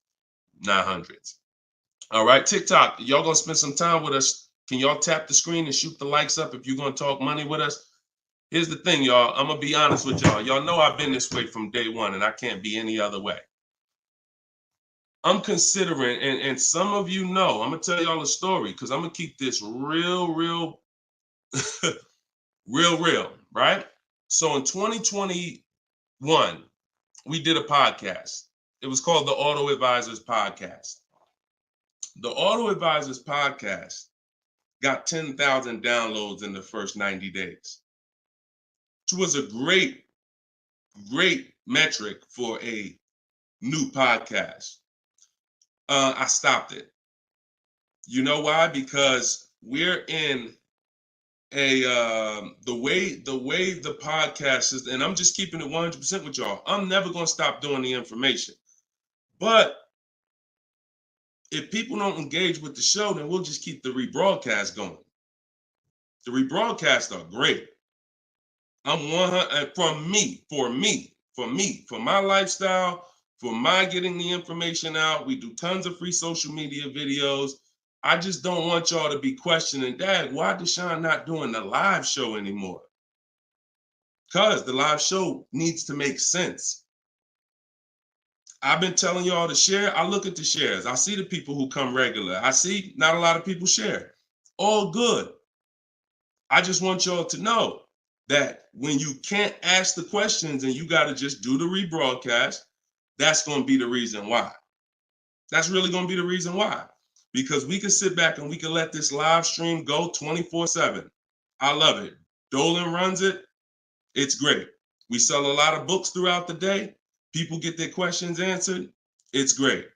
If y'all like Deshone, I would really like to ask questions and have the opportunity for my family to ask questions and get their questions answered, then y'all gonna have to show up. Y'all gonna have to show up. It's always been that way. Now, we're gonna have information everywhere for you. Free social media videos, my free masterclass is in my link in my bio. But if y'all want to keep this show going this way live and not just see 24/7 rebroadcast, then y'all gonna have to make sure y'all show up. And if we don't see the likes and we don't see the shares, then it's all good. That tells us everything we need to know. because there's nobody out there doing what we're doing right now. So if it was 20 other people doing these shows, then I understand. We got to make sure we're better than them. There's nobody doing what we're doing right now. So it's up to y'all. All right, so Dolan, let's go. TikTok question. Can I get a new lease with no money down and get the same car payment monthly, turning my lease in soon? But that depends on how good you're going to shop. See, if you got, a lot of people are going to be fooled into this conversation. Car salesman calling them saying, hey, I could get you out of your lease, keep your payment the same, and you'll be good. That's the conversation they're going to go for. Now they're going by 2021 and 2020, well, really 2021 payments, which were the highest in history. And what they're depending on is they're hoping that most people don't ask a question. You already been paying this, you already been paying the high payment. What if I could put you into 2024 for the same price? Meanwhile, those prices that you were paying were ridiculously high. All through the pandemic, most 99 probably percent of people were paying ridiculous payments. That's why I always show Bonita. So when you look at Bonita, Bonita is the one who got one of the most popular vehicles during the pandemic. It was a Kia Telluride 2022. She got it for $600 out of pocket, $600 a month. It was like a 1.25% lease. How? Sitting at home and shopping offers. So to answer your question, don't comply. Your deal is going to be based on how well you shop. And what I'm teaching you to do is to stop going into dealers because 80% of them are overpriced. So you're going to go into a dealer, do your test drive, and then you're going to come home and you need to get at least 5 offers. Now you could do it my way. In my book, I have a strategy called the 25 to 5. We go online, we go to the dealer's websites, we put in what we want, 25 dealers' websites. It's a copy and paste template.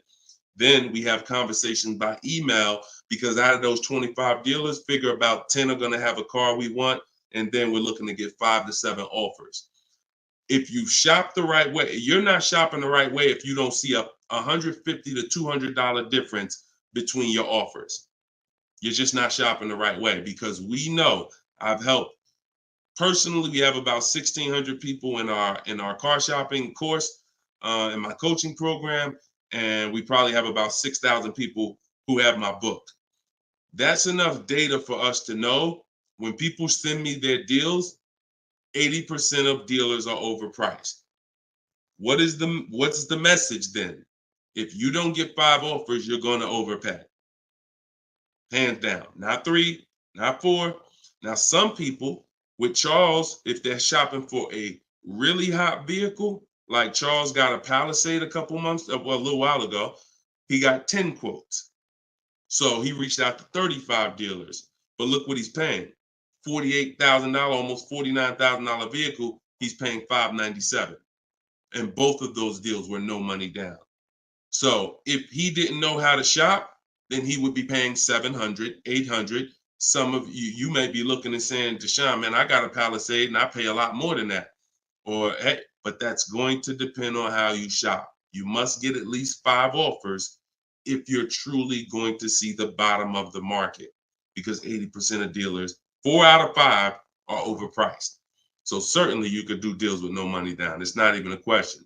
And don't pay attention to commercials, because what you'll see is neither one of those 2 deals that I just showed you were from a commercial. They'll probably, when you look at what a commercial says you can lease a Kia Telluride for, especially or a Palisade for, especially a $50,000 Palisade, it would be a lot higher than this, and it would be with 1,000 down plus tax plus fees. That's why you can't pay attention to commercials. So that's the answer. Don't pay attention to commercials and get at least 5 to 7 offers. If you do it my way, it's quick. Takes about 20 minutes to contact all the dealers, and then you're using my email templates. Because what you got here, this is very important, you guys that are going to have conversations with dealers by email. You must know how to keep the conversation on your terms. You must know how to keep the conversation moving forward when people ask you, hey, can we get on the phone? Hey, can I get your phone number to call you? Hey, when can you come in? You must know how to have the conversation stay on your agenda. That's why I wrote the scripts. But even if you're not using my book and my scripts, make sure you are committed to staying the course, that you're not getting on the phone, you're not coming in, and that you're going to be shopping from home. Okay? Because salespeople will try to get you to come in. All right, go ahead, Dolan. Shoot the next one up.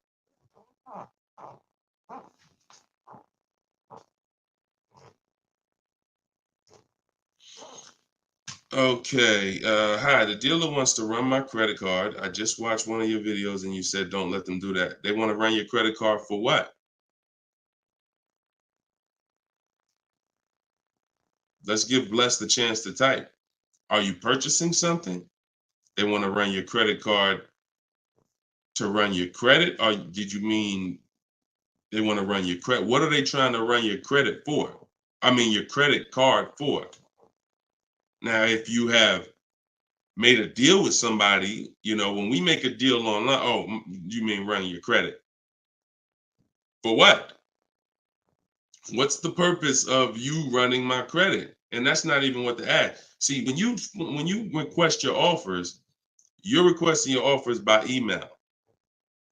And we're always telling them assume tier 1 credit. There's nothing else for us to focus on.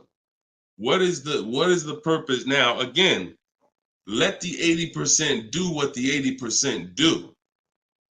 Lie, tell you stuff. You need to have other dealers in your inbox to know. Sometimes people say, well, Deshone, this dealer said, this one dealer said they don't lease. I said, okay. How many other dealers that you talked to said that? No one yet. Okay. When 80% of them say that, that means they don't lease that car. One dealer, they might be having customers come in, don't know what they're doing. Oh, yeah, no, we don't lease. Oh, okay. Well, I guess how much is it to purchase then? So let the 80% do what the 80% do. When we shop by the numbers, and when you shop by the numbers, you win, because if this dealer lies, the other dealer is exposed that they lied. So one dealer says I can't lease, and then 4 other ones give me a lease offer. Clearly, you were lying. So don't worry about what one dealer says ever. That's why you need to be having multiple conversations at all times. Trying to get my payoff, my car finance. Shoot Jerry's. Can you put Jerry's question up from Facebook here, Dolan? Okay, trying to get my payoff. Thank you, Dolan. My car finance company says contact dealer. Should I contact dealer? What the heck kind of broke leg, half-wit finance company you with if they telling you call a dealer for your payoff? What's the name of the company? What's the name of the company? You got to realize how the banks is in bed with some of these dealers, and you're going to understand that. The dealers couldn't have did Hyundai.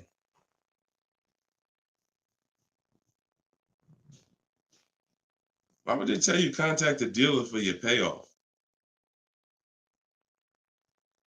Scumbag. I would call and speak to somebody else. The dealer has nothing to do with the car. If you don't pay that Hyundai, you don't pay your payment for 3 months, is the dealer coming to get the car, or is Hyundai coming to get the car? No, forget about the dealer. The dealer is just a franchise. They're there to sell you the car and put the deal together. Once you drive off, it's between you and the bank. It's between you and the leasing company. So why would the bank be telling you to go to the dealer? It's kind of like they're sending you, all right, so if you're calling for your payoff and the dealer says, oh, well, I'm going to charge you this much and this much and this much, because people will try to get their payoff, or people tried to buy their leases out, which is a terrible idea in most cases, but people were doing it and dealers were charging them a lot of money on top of their payoff, charging them fees on top of the payoff to buy their own lease. So I would call Hyundai and I'd ask for somebody else. I literally try to escalate that. Can I speak to a manager? Can I speak to somebody? Why are you telling me to call the dealer when the dealer is not who? The dealer has nothing to do with the car anymore at all. From the day you bought it, it's between you and the bank. You're the one that I owe. Why can't you tell me my payoff? And I would speak to somebody until I can get somebody on the phone who can give me an intelligent answer. That's ridiculous. That's ridiculous. TikTok quiet today. Y'all quiet on TikTok, boy. What's going on? Are y'all gonna send questions in? Let's keep them coming from Instagram then. TikTok, y'all usually be the ones sending the most questions. Let's go. What's up, Ron? What's up, James? Let's go. Type in your questions if you want. Let's go. We'll be here for about an hour. Deshone got the ebook. Sent email templates out, got responses, perfect. Using the counter offer calculator, perfect. And they usually, and they either stop communicating or say I have to come in to do any further negotiations. We have scripts for that. We have scripts for that. No, none of the other dealers I speak to have said that. Just go to the script. Every single thing is a script because I know what they're going to say. I had to use those same templates.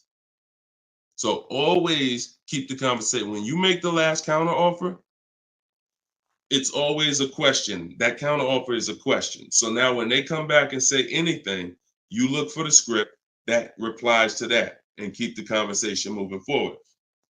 You know, once you send the counter offers, now you're just getting to the point where you're trying to see who's the best one. That's it. The counter offer calculator makes counters based on the best offer. So whatever that best offer is, it counters everyone. See, and they may stop communicating because they're already high.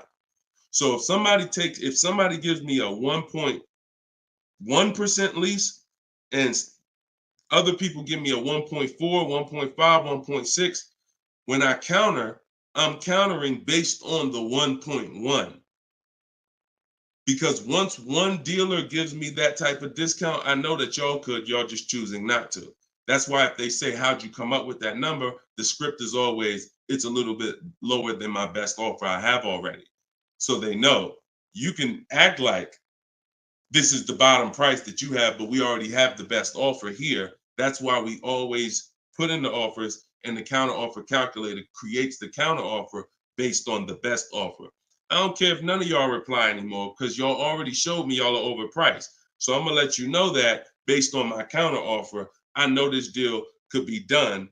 And if the lowest offer, which may happen, says, look, I don't have no more room, I gave you the best, and I snatched that offer. As long as you got 5, then that's really the bottom. And that's the purpose of the counter offer, is to make sure before you close the deal, you have made a counter to make sure you know where the bottom is. But don't let them respond. Forget it. They probably, oh, he made this low offer. You know you could do that deal, but that's all right. I'll get the car from your competition. All good. All good. All right, next question, Dolan. All right. All right. That might not have any other questions. I have an isolated event. Car was totaled. Check getting cut this week. Can I pay to speak with you 30, 60 minutes for the single purchase? No. No offense. I've been helping groups. You gotta understand, y'all. Look, I have been helping groups buy cars. Look, let me show y'all something, okay?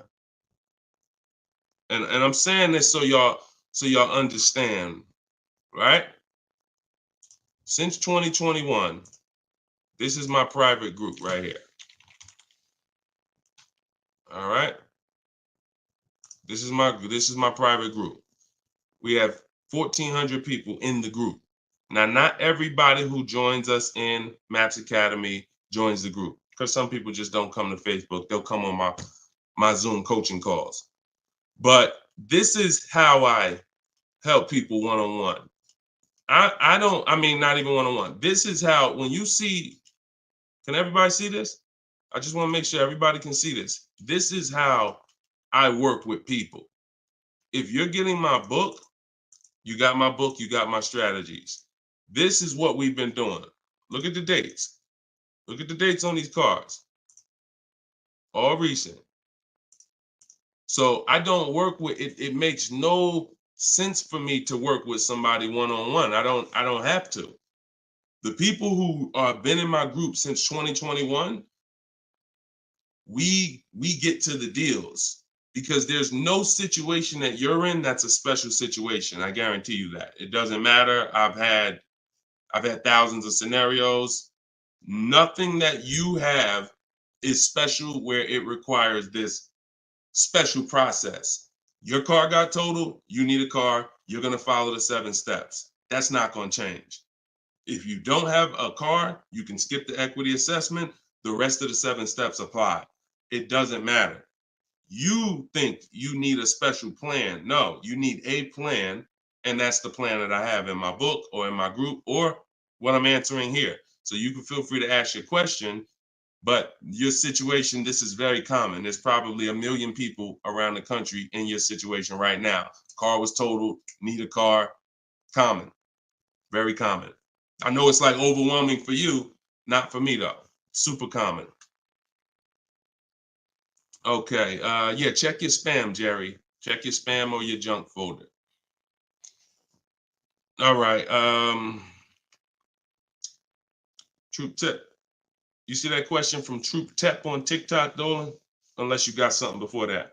All right, another one from Instagram. I'm looking to get an electric vehicle, and I'm not one to keep cars. I'm interested in getting a lease, but don't really know how the process works. You must get bids. You must get multiple offers, or you're going to overpay. Electric cars, doesn't matter.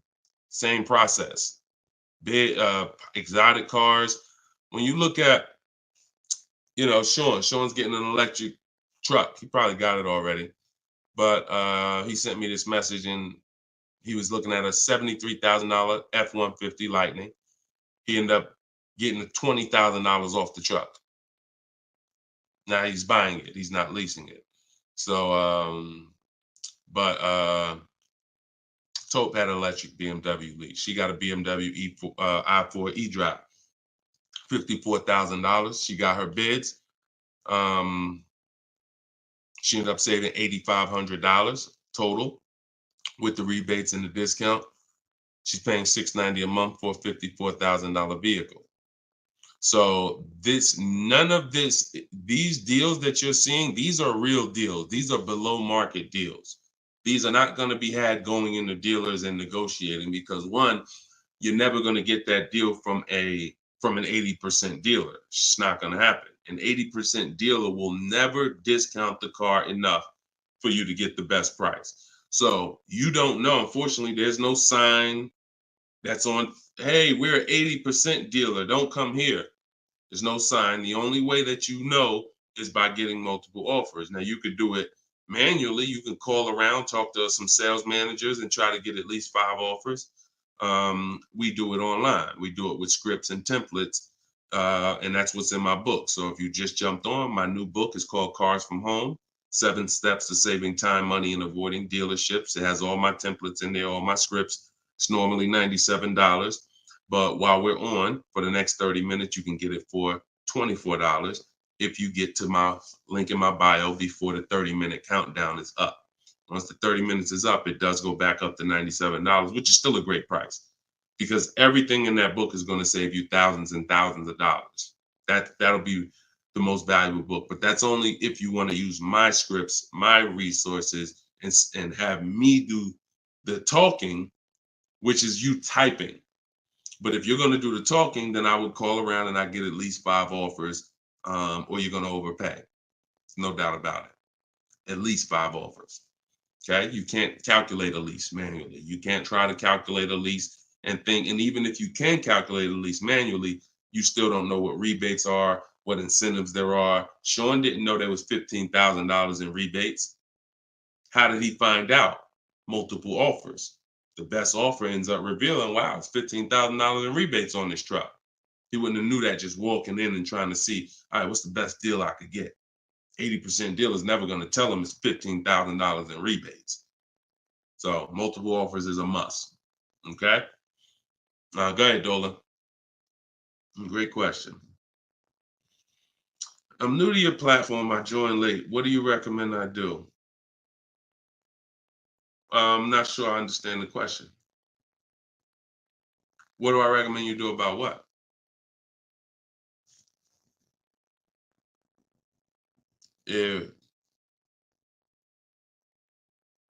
Yeah, Troop Tap. Send a follow-up question to that because I don't really know what you mean by that. What are you're new to my platform? Are you talking about this show? Just be a little bit more specific with your question. Let's see if we can get you an answer. Swagger at Instagram says, I have an S550, still owe 40 grand. I plan on paying it off by summer 2025. Should I trade it for an S63? Run a race and start another race. The whole nother race. So you buy a whole car, spend years to pay it off, throw tens of thousands of dollars at it, pay it off, and then go trade it again and do the same thing over and over again. Next time with a higher price car that you will throw more money at. This is the problem. You don't understand leasing. That's the problem. See, there's no way to make that make sense. You still owe 40 grand on the S550. You're trading in your cars while they're still losing value every year dramatically. This is what we call the depreciation curve. If you've been on the show, you've seen it before. If this is your first time, this is how you understand what's going on with your car. This is the unseen expense. So when you buy that S-Class, it's losing thousands of dollars every couple months. And then you're see, there's three kinds of people. People who get great lease deals. Well, I'm not going to say that. People who lease, people who buy and keep long term, and they keep long term so that they can avoid the depreciation. And then there's people who are stuck in this middle right here. This is 2 years, 3 years, 4 years, 5 years, 6 years, all right here, when your car is losing the most money. So what you do is, see, it has nothing to do with how you paid for it. You can pay cash, doesn't matter. When you take a loan, now you're financing this depreciation and you're losing more. But when you say, all right, I bought this S-Class, now for the next 6 years, it's going to lose tens of thousands of dollars, and then I'm going to turn around and I'm going to trade it. You never get to a point like where you can win for the purchase. See, some of you've been taught paying off the car is the win. No, it's not. Paying off the car is not the win, because if the car is still losing value like this, if this is the way it's still depreciating, and you get rid of it anytime while it's like this, you lost. You lost. The key is to keep the car so where the depreciation starts to look like this. So now, if you were here and you had a 10-year-old S-Class or 11-year-old S-Class, maybe it's worth 10 grand. And maybe a year from now, it's worth 9,500. It's not losing that much value anymore. You outlived the depreciation. That's when you win. That's the purpose of the purchase. There's nothing else important about purchasing because it's expensive. There's nothing else important about purchasing.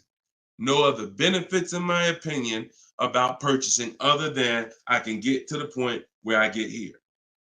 I can pay off the car. What does that matter? It's still depreciating. I'm losing thousands. Now I'm gonna go trade it in, and I'm not gonna get anything for it because I'm replacing the car in its deepest depreciation phase. And I just haven't learned about leasing. I was taught not to lease. So that money you're tying up, when we were in Mercedes, a great deal on an S-Class. A great deal on an S-Class would probably be, they did them a couple times a year, probably could get one for about 13 and change. That was like a great deal, right?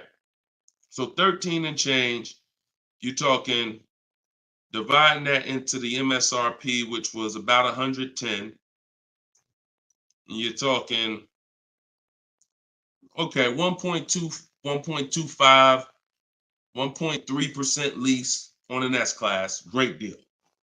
Now, y'all know I always teach the steal is under 1%. You're really not going to ever see an S-Class lease under 1% unless they just really want to get rid of them, but that's really never going to happen.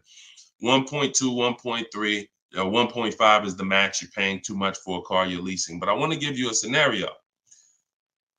At $1,500, you're still under what you're paying for your car. See, because if I walked in and I wanted to lease a brand new S-Class, if I lease it and I'm paying $1,400 a month, then I'm driving a $115,000 vehicle, right? Now, if I decide I'm gonna buy that same $110,000, $115,000 vehicle, every $1,000 is about how much per month, everybody, if you know. Some of you seen the video, some of you talk. Every $5,000 on a that you're going to borrow on a loan is about how much per month? $100. Exactly. So when you look at a $120,000 vehicle, 115, that's a payment of $2,300 a month. No money down. See, we don't talk money down because money down confuses you. In a lot of cases, it confuses you.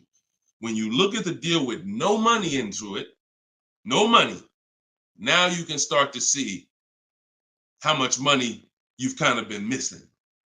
Evaluate the deal with no money. Then you choose to put money down if you want, but you evaluate it with no money. So now you got a brand new S-Class, great deal on a lease, $1,400 a month. You gotta buy that to purchase the same exact S-Class, $2,300 a month. And then you get people who might be like you, who say, you know what? I ain't gonna get a new one. You haven't learned about leasing yet. You say, I ain't gonna get a new one. I'm gonna get a pre-owned one. I'm gonna get a pre-owned one. And you look to get, instead of paying $115 for a brand new one, you look to get it for somewhere probably around 70. You look to get it for somewhere around 70. Every 5,000 is $100 a month. What's 70,000 cost on a payment, y'all? Every 5,000. So you're talking 50 grand, another 20, that's 400, that's 1,400 a month. That's 1,400 a month. So put these numbers together. Great deal on a brand new S-Class. 1,400 a month, leasing it. Great deal on a brand new S-Class, buying it. 2,400 a month, no money going into these deals. Great deal on a used S-Class, 70 grand, 1,400 a month for 5 years. Now here's where we jack it up. Oh, well, I'll just put some money down. I'll put like 15 grand down.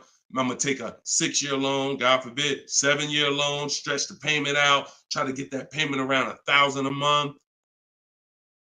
You don't realize you can't change the numbers by putting more money into it. That doesn't change the actual overall. If 15 grand comes out of your pocket up front, that doesn't change the fact that of the numbers. That's why I break down the scenarios with no money down going into them. So what I would say, if you need to decide if you're going to keep the S-Classes long term, then you should be buying them. If you're going to keep them 8+ years, then you should be buying them. But if you're not keeping these cars 8 years, then you should be shopping for great lease deals because you're just throwing thousands and thousands of dollars away. Same price you paid, same money that came out of your pocket for the last couple of years to drive that used S-Class, you could have been driving and leasing a brand new one. And I know what comes with a used S-Class, brother. I know it. Been with Mercedes. I was with Mercedes 5 years. I know the maintenance. I know the brake replacements. I know the service Bs. I know how much it costs to have an S-Class pre-owned, no warranty, and everything that happens is on you. So we're not even taking into account the maintenance and the repairs that you have to put into that S-Class that you wouldn't need to put into a brand new one that you leased if you just stop listening to people who told you that you shouldn't lease cars.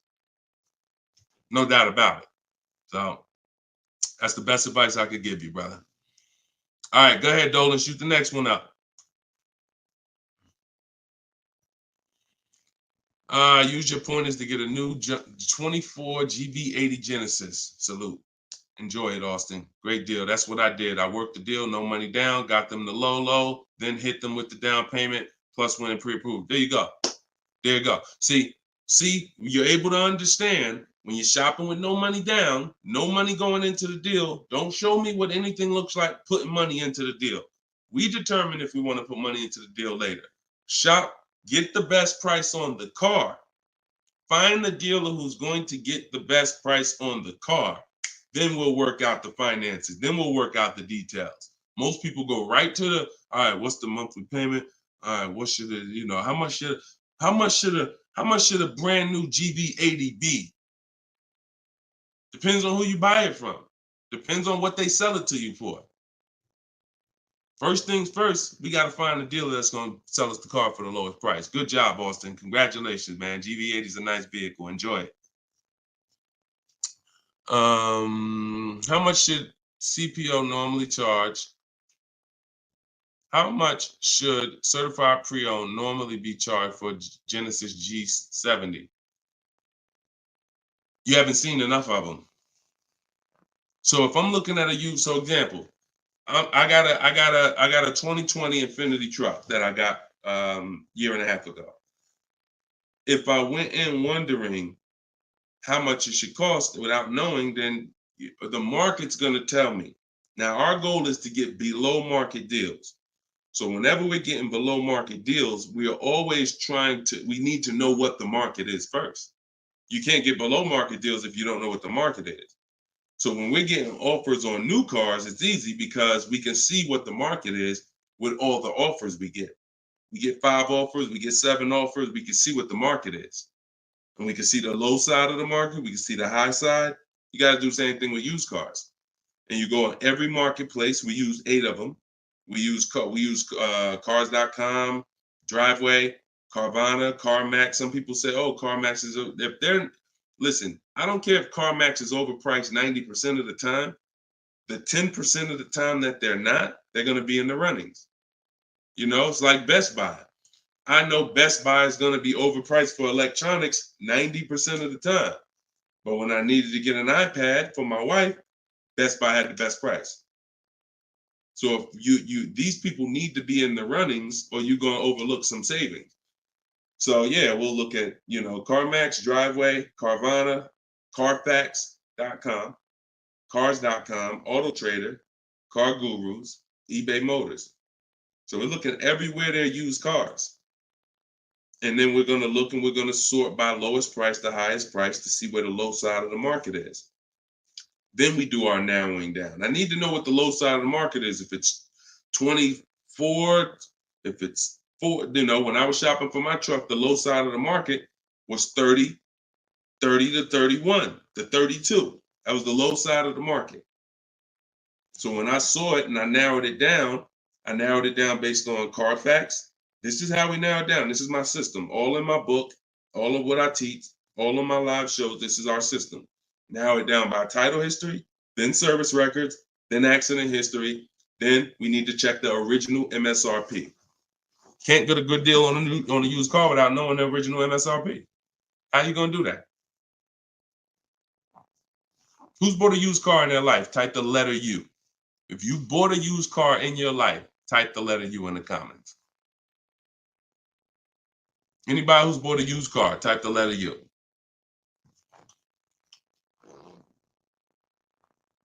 Okay, Cash, I see you. Andre and TikTok, I see you. Okay, Cash, all right. King of Rap, I see you. Okay, if anybody bought a used car, okay. How you get a good deal without knowing what the car was originally? I gotta tell you, I'm the bad news first person. I can lead you to the good news. I gotta tell you the bad news first though. Think about that. How am I buying something used knowing how much I'm saving without knowing the original price of the item?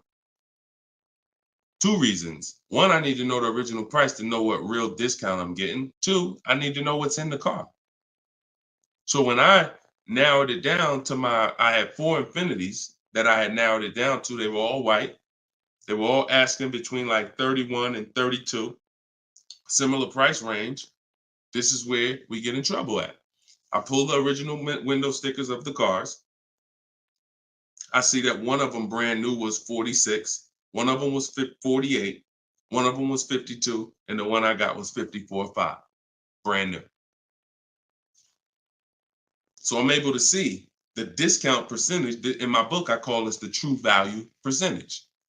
This is all that matters when it comes to price. And once you do the check and make sure it's a good car, title history, service records, accident history. Okay, now it's time to get to the money.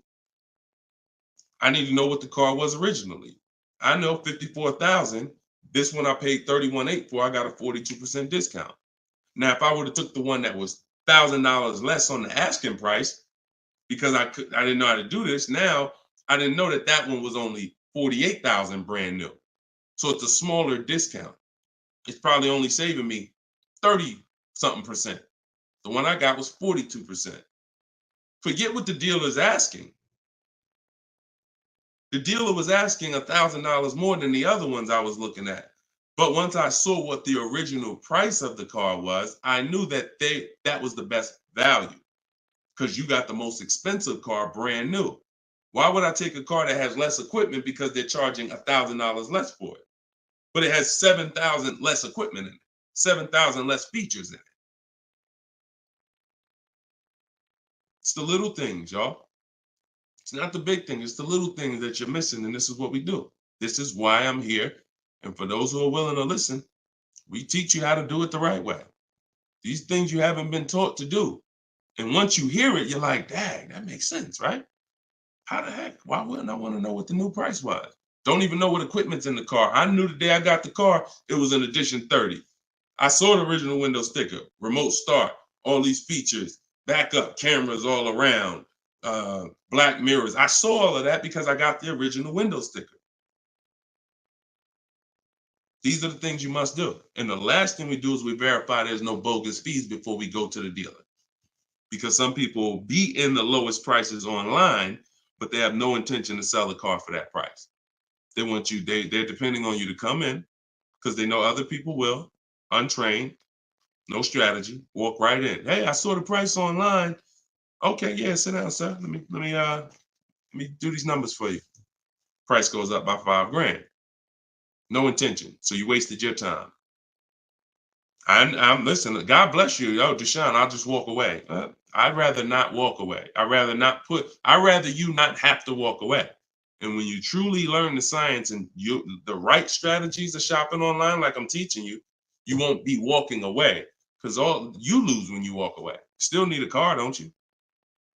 Somebody else just gonna buy that car. It's not like you like, oh, I'm gonna put a sign out. Nobody buy this car. They wasted my time. That car gonna sell. So it's best to learn, how can I make sure I never put a dealer in a position to waste my time? Because while you were at that dealer that was overpriced, the best price car was selling. Because the best price cars don't wait online. They 24, 48 hours, they're gone. So while you wasting your time with the fake dealers, the best ones are the car's gone. That was really the good deal. Okay, so you do all of this from home before you go. By the time you go to a dealer to see a used car, you should already know if that car drives the way I want it to drive, the deal is done. This is the best price online. And when I get there, I usually ask for $500 to maybe $1,000 off when I get there. Never over the phone. You have no leverage. Why would I call a dealer that I know, I've done my research, you got the best price car in the market, and call them and say, hey, could you take off another $1,000? No, there's no leverage there. You make sure there's no bogus fees. Then we go. We're there. We test drive. I like the car. Could you do another 500, 1,000? If they say no, you know they're honest. Hey, I don't have a room. Oh, hey, I just put the car online 2 days ago. Like, I haven't even given it a chance yet. I understand. I'll take it. See, you got to know when a deal is in front of you. And that's the problem. You don't have enough information to know when a deal is in front of you. So you're going to hesitate.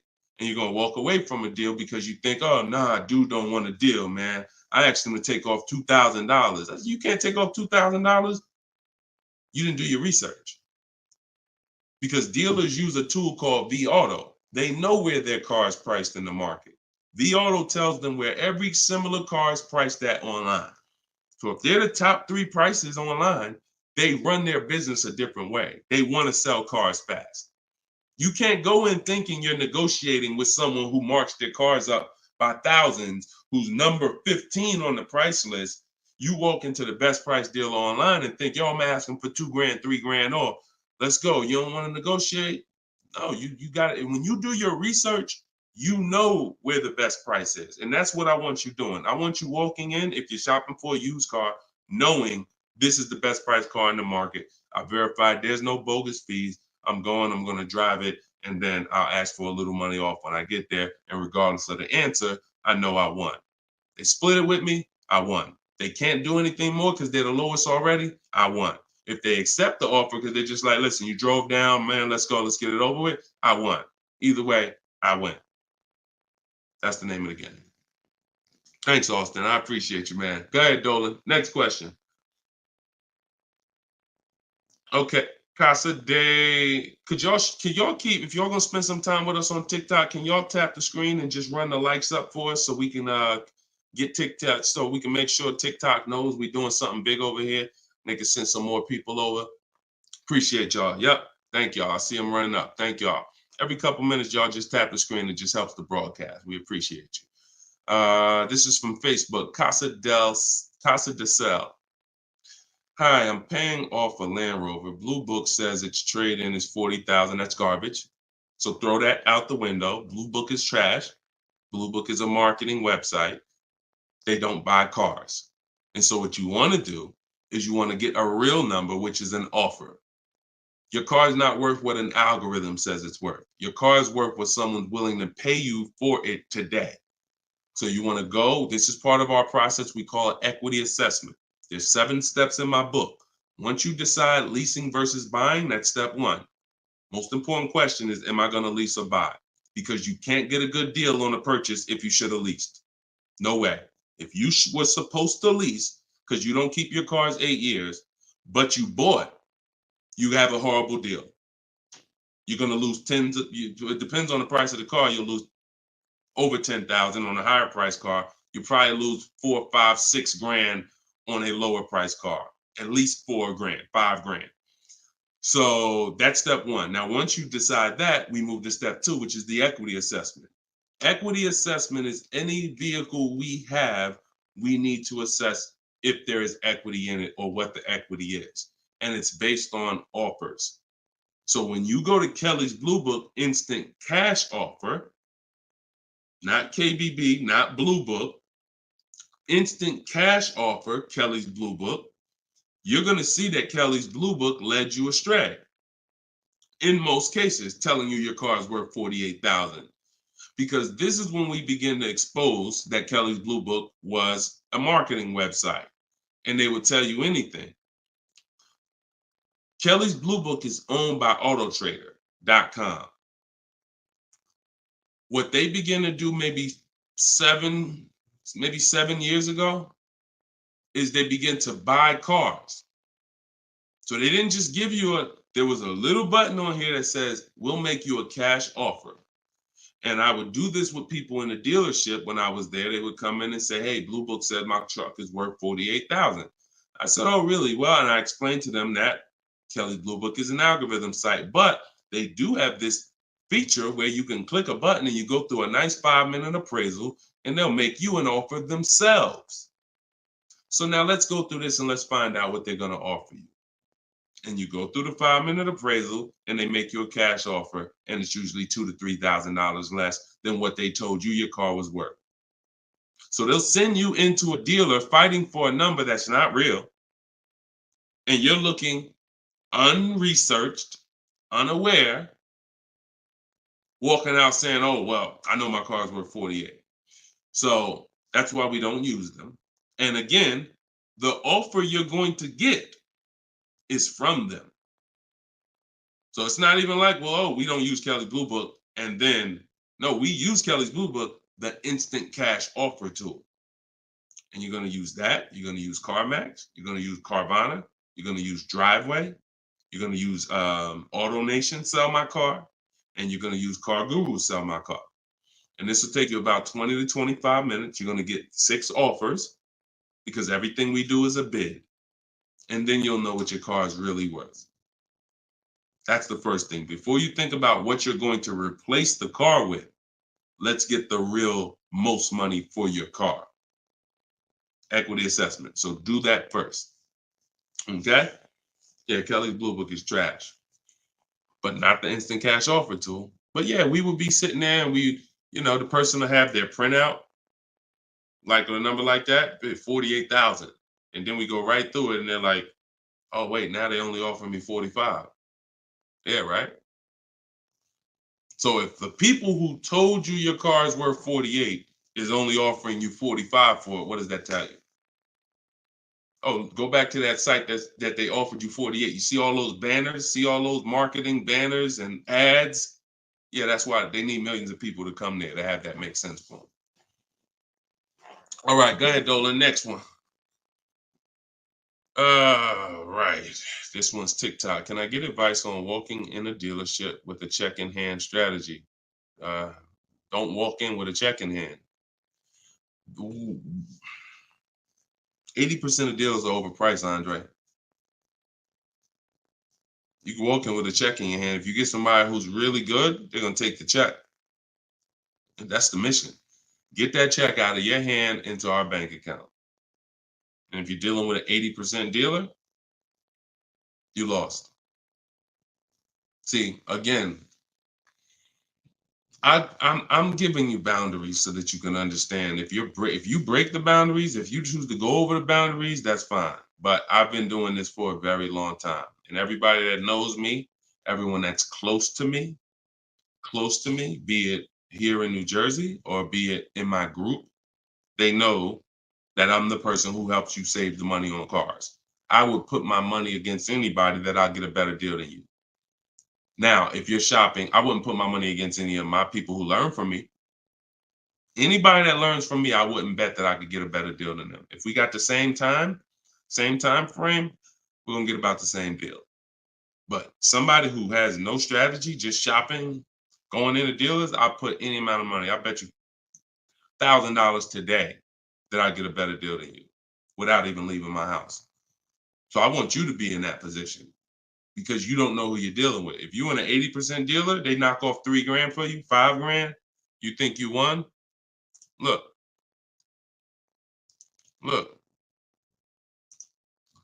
Kimberly. A little while ago, she got a Maserati.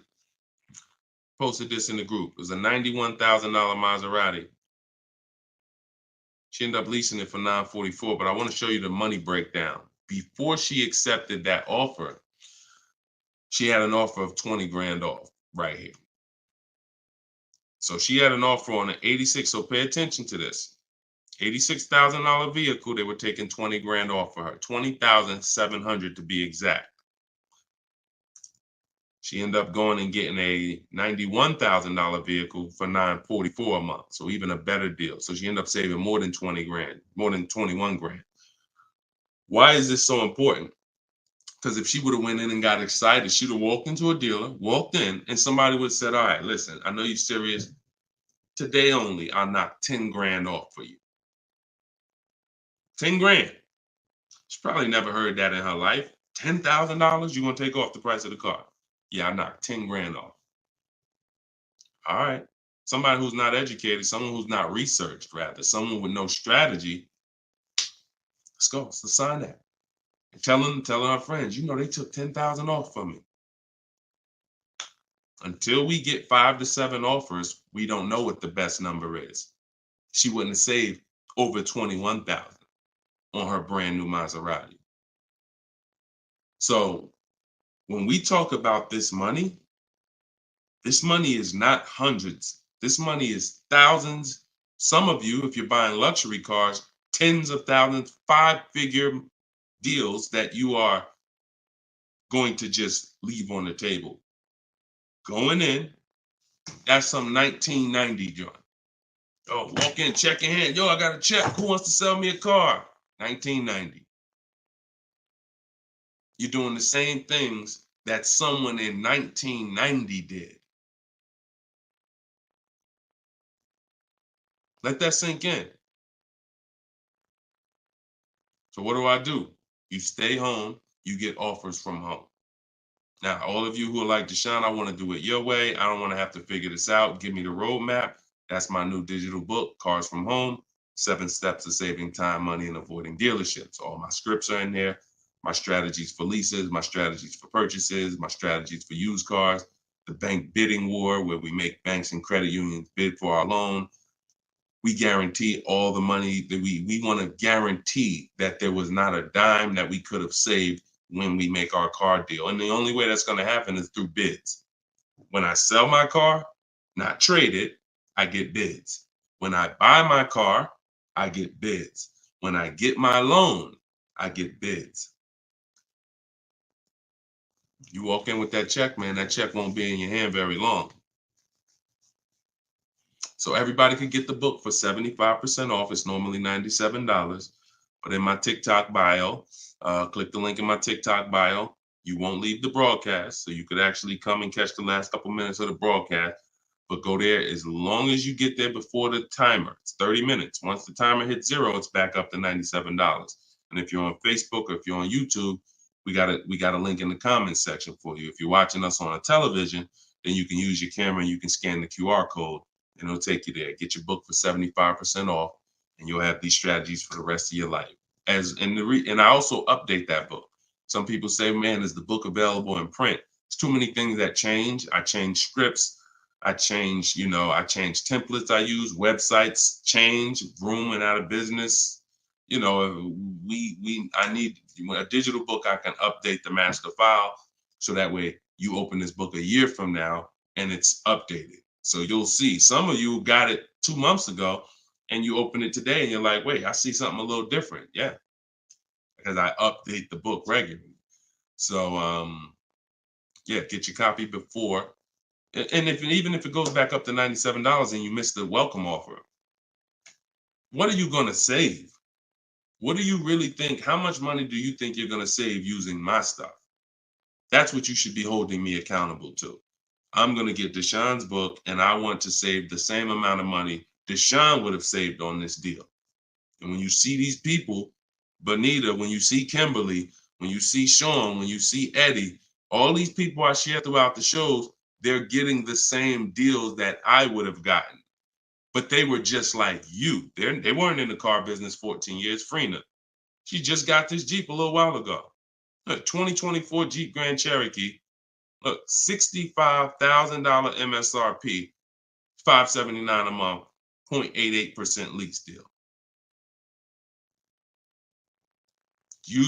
I use all the scripts, contacted the dealer, I followed the program, used the scripts, contacted the dealer, sealed the deal. We're in a different world. So you either gonna come over to our world or you're gonna stay in your world. And your world is painful and expensive.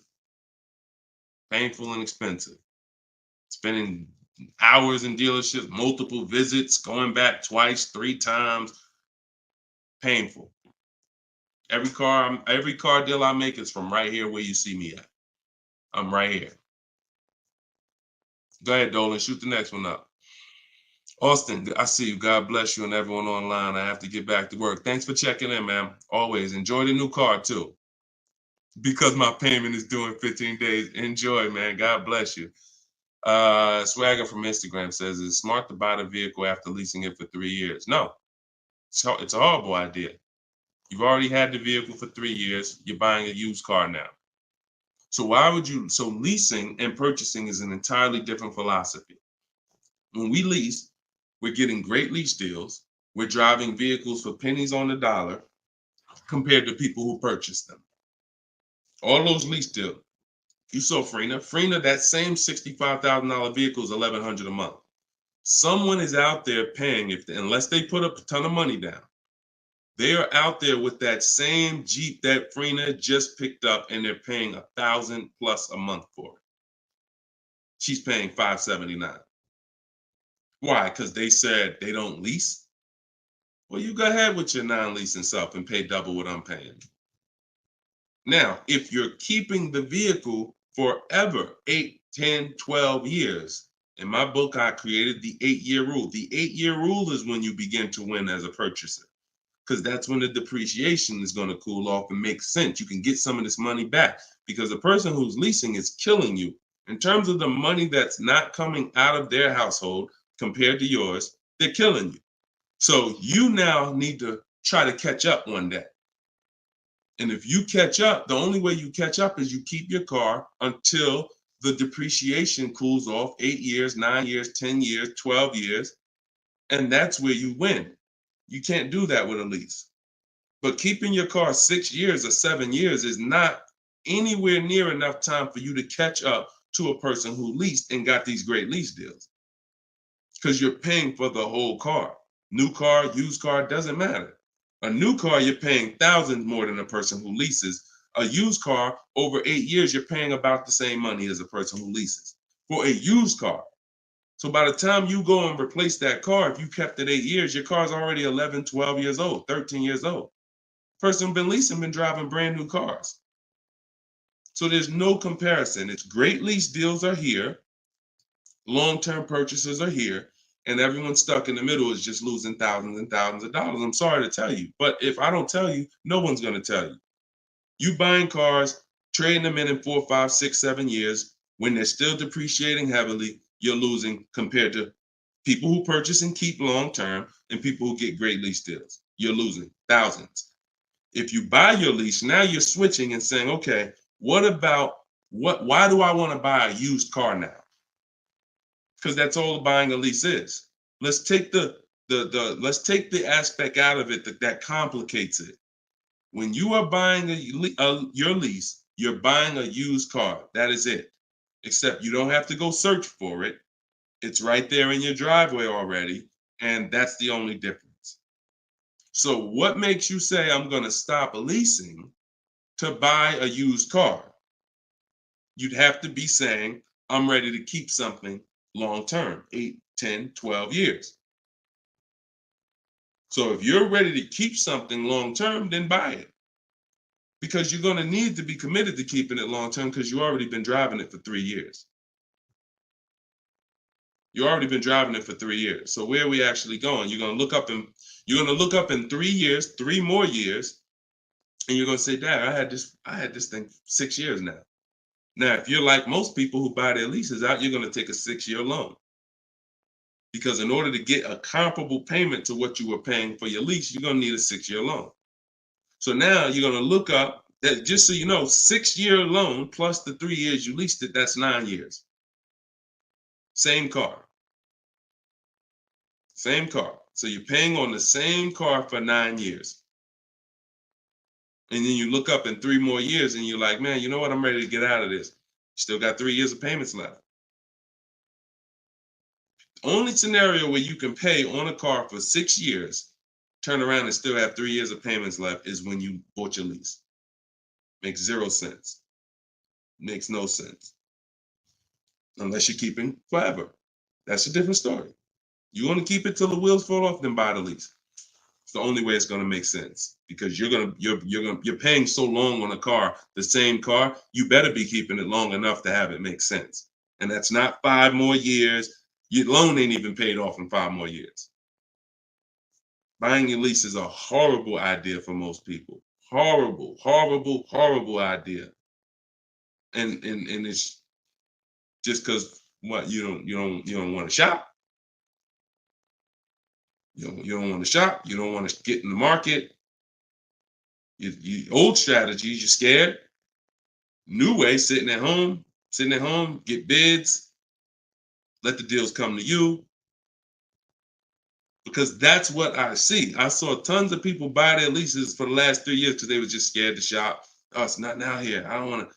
We've been making deals since the pandemic. Deals been out here for people who shop and know how to get deals. So unless you're changing your whole philosophy, I'm stressing to you how bad buying your lease is. All right. This one's Instagram. If I'm searching for a car, but I want a specific trim, should I search the entire market for only that car and the trim level I'm looking for? If I want a specific trim, that's the reason why I use the 25 to 5. 25 to 5 strategy in my book is what we do for new cars and leases. Because when you walk into 2 dealers, it's another reason about not shopping this limited way anymore. If you're shopping from 2 dealers, all you have is what they have. If 2 dealers don't have the trim, you ain't got nothing. When we reach out, we're connecting with 25 dealers online. So if that car is out there, I'm giving 25 dealers. I'm shopping out of 25 dealers inventory. So if no one has it out of 25 or only 1 or 2 have it, now I know that car is just super rare. Or maybe it's about to sell out. Maybe it's like that happens sometimes where like the 2024s are all gone, but the 2025 haven't come in yet. There's only a few 2024s left. But yeah, I mean, we shop wide. We shop wide. Several people who are learning from me and you're getting deals, they drove. A lot of those people that I showed you throughout the show, they drove 45 minutes, an hour and a half to get to the vehicle when they're picking it up. Look at Sean. Sean specifically And this is how important. I'm gonna let someone else tell you why shopping this way is the best. Because he said, look, he saved. I said I said you're saving over 20 grand with the discount and the rebate. But the only way to know is this the best deal is to compare to the other offers. Because again, I don't know if you could look. I sold a Maybach back in 2015. It had a $20,000 rebate on it. So I don't know if the rebate is 15. What if they got a $20,000 rebate on that? Now that was a $240,000, $260,000 vehicle, but still, you just never know. So I said, if you're going to compare it, you're going to compare offers. He said, yes, I got about 15 quotes. He said, I couldn't find anything under MSRP. He ended up expanding his search to 150 miles to find this deal. So he's driving probably 100 miles somewhere. I doubt it's all the way 150 miles, but maybe he's driving 100, 120 miles. But look what he's saving, 20 grand. So we don't do local because you only buy your car once every couple of years. So you buy your car from who makes you the best offer. You service your car from where it's the most convenient. Yeah, we drive to get our deals because most of the time the dealers that are near you, they feel like they own you anyway. So when they see the zip code, they think, oh no, we don't have to make, this person's local. This person's 20 miles away. No, we're not gonna do nothing crazy. But when those people who are 100 miles away from us see us pop up on their computer, and they're like, oh wait, we could take a deal from our competition. All right, let's do this. Sometimes they'll beat the deal that your own local dealer won't get. Your local dealers are charging you the most money. Local dealers are hands down most of the time charging you the most money. Everybody close to you, because they just like you close. You ain't gonna shop. The statistics show you shop 2 dealers before you make a deal. That's what the statistics show. Look. Right here. Let me show you something. When I tell you, look, no offense, I wouldn't be trying to help you if I could, but I got to keep it real to you. This is all stuff we know about you. Look, how many dealers does the average person visit before buying? 39% future car buyers plan to visit at least 3. They won't, because the actual statistics show 4.2 websites a person visits, and then it's 2. It's actually 2. Hold on. Let's see where it's at. Only 1 in 3 potential. The answer's 2. I ain't got to tell y'all. People say, oh, I plan to visit 4 dealers. You ain't visiting no 4 dealers. You're going to get tired. Time you get to the 3rd one, you're going to be like, okay, this is getting old fast. I think we could get it over with. 2 is the answer. So if the industry knows that you visit 2 dealers before you make a deal, why would I give you a great price? So when you're using what I'm telling you to use and you're sitting at home and you're talking to 25 dealers, you have 25 dealers in your inbox. When you're sitting at home and you're looking at all the used car market in a 150-mile radius of you, oh, now you're not the normal shopper. The normal shopper is going to get the normal deal, market value or over market value. That's what normal shoppers get, depending on how bad you are, over market value, depending on how unaware you are. But market value, over market value. That's normal. People with strategy, multiple dealers getting bids, below market. That's the difference. We shop wide. This local is dead to us. Local is dead to us, and it should be dead to you. I want you to kill it. All right? Kill that whole mindset. I don't need to buy my car locally. I'll drive into the next state. I remember Shonda last year, California, she bought a Volvo and she said to Sean, she's in our group, she said, everybody in Northern California, she said, my best deal, I think she was saving like $3 grand off MSRP.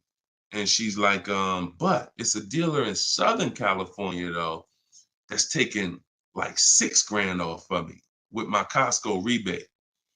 I said, okay, what you gonna do? She said, I just bought a plane ticket, $79. I said, there you go. That's what I would have did. That's a sweet plane ride. I'm taking a plane, $79 to save 3 more grand than my local dealer was gonna give me up here. Sweet plane ride. So local's dead to us. We go where the money is. And we enjoy that ride home. Nothing like driving home for an hour knowing you just saved a ton of money. So that's it, y'all. We've been on for about an hour and 15 minutes. We like to keep these shows right around there. In my bio, I do have the link to when I'm going to be live next. So I'll make sure that, as long as we keep doing these live shows, again, it's going to be up to you guys. If you guys continue to show up, if you guys continue to tell your friends, then we'll keep doing the shows. But if not, we can certainly do the broadcast, because the broadcast, people get value out of them. So we've seen it, for the last 3-4 weeks since we've been testing this, we've seen people get value out of the rebroadcast. So what's the point in Deshone coming live regularly if people are going to sit and watch the rebroadcast? So, but if y'all going to tell people when we live and bring people and share, then certainly we'll keep the live shows going. But the entire show is sponsored by my new digital book, Cars from Home. So if you want everything I teach in one place, you got it right there. We don't hold back on this show. We don't hold back in my social media videos. That's why they're, thank God, continuing to be seen by millions of people. But that's for different types of people too. So whenever you're navigating all my social media videos and you're trying to piece it together, some stuff is in there for high mileage drivers. Some stuff is in there for used cars. Some stuff's in there for leasing. Some stuff's in there for negotiation. Some stuff's in there for how to format your deal. So you're trying to piece all this stuff together. If you say, Deshone, I want this all in one spot, step by step, that's my new digital book, Cars from Home. 7 steps to saving time, money, and avoiding dealerships. And you can get it for 75% off in my TikTok bio, in my Instagram bio, or in the comment section on Facebook and YouTube. Also in my bio is a link, and we'll put one in there in the comment section as well, is a link to my masterclass that I did. It's called Everything You're Doing Wrong Buying, Selling, and Leasing Cars. So that's an on-demand class. You'll need about an hour. We go very deep on leasing versus buying there with scenarios. And I go over 23 mistakes that most of you are making. And, if you're going to really save money on your next car and every car, you're going to need to stop making those mistakes. So that is in my TikTok bio and my Instagram bio as well. And you can certainly just get in where you fit in. I make the information available. Get it how you want it. Just get it. All right. I'll see y'all on the next show. God bless you.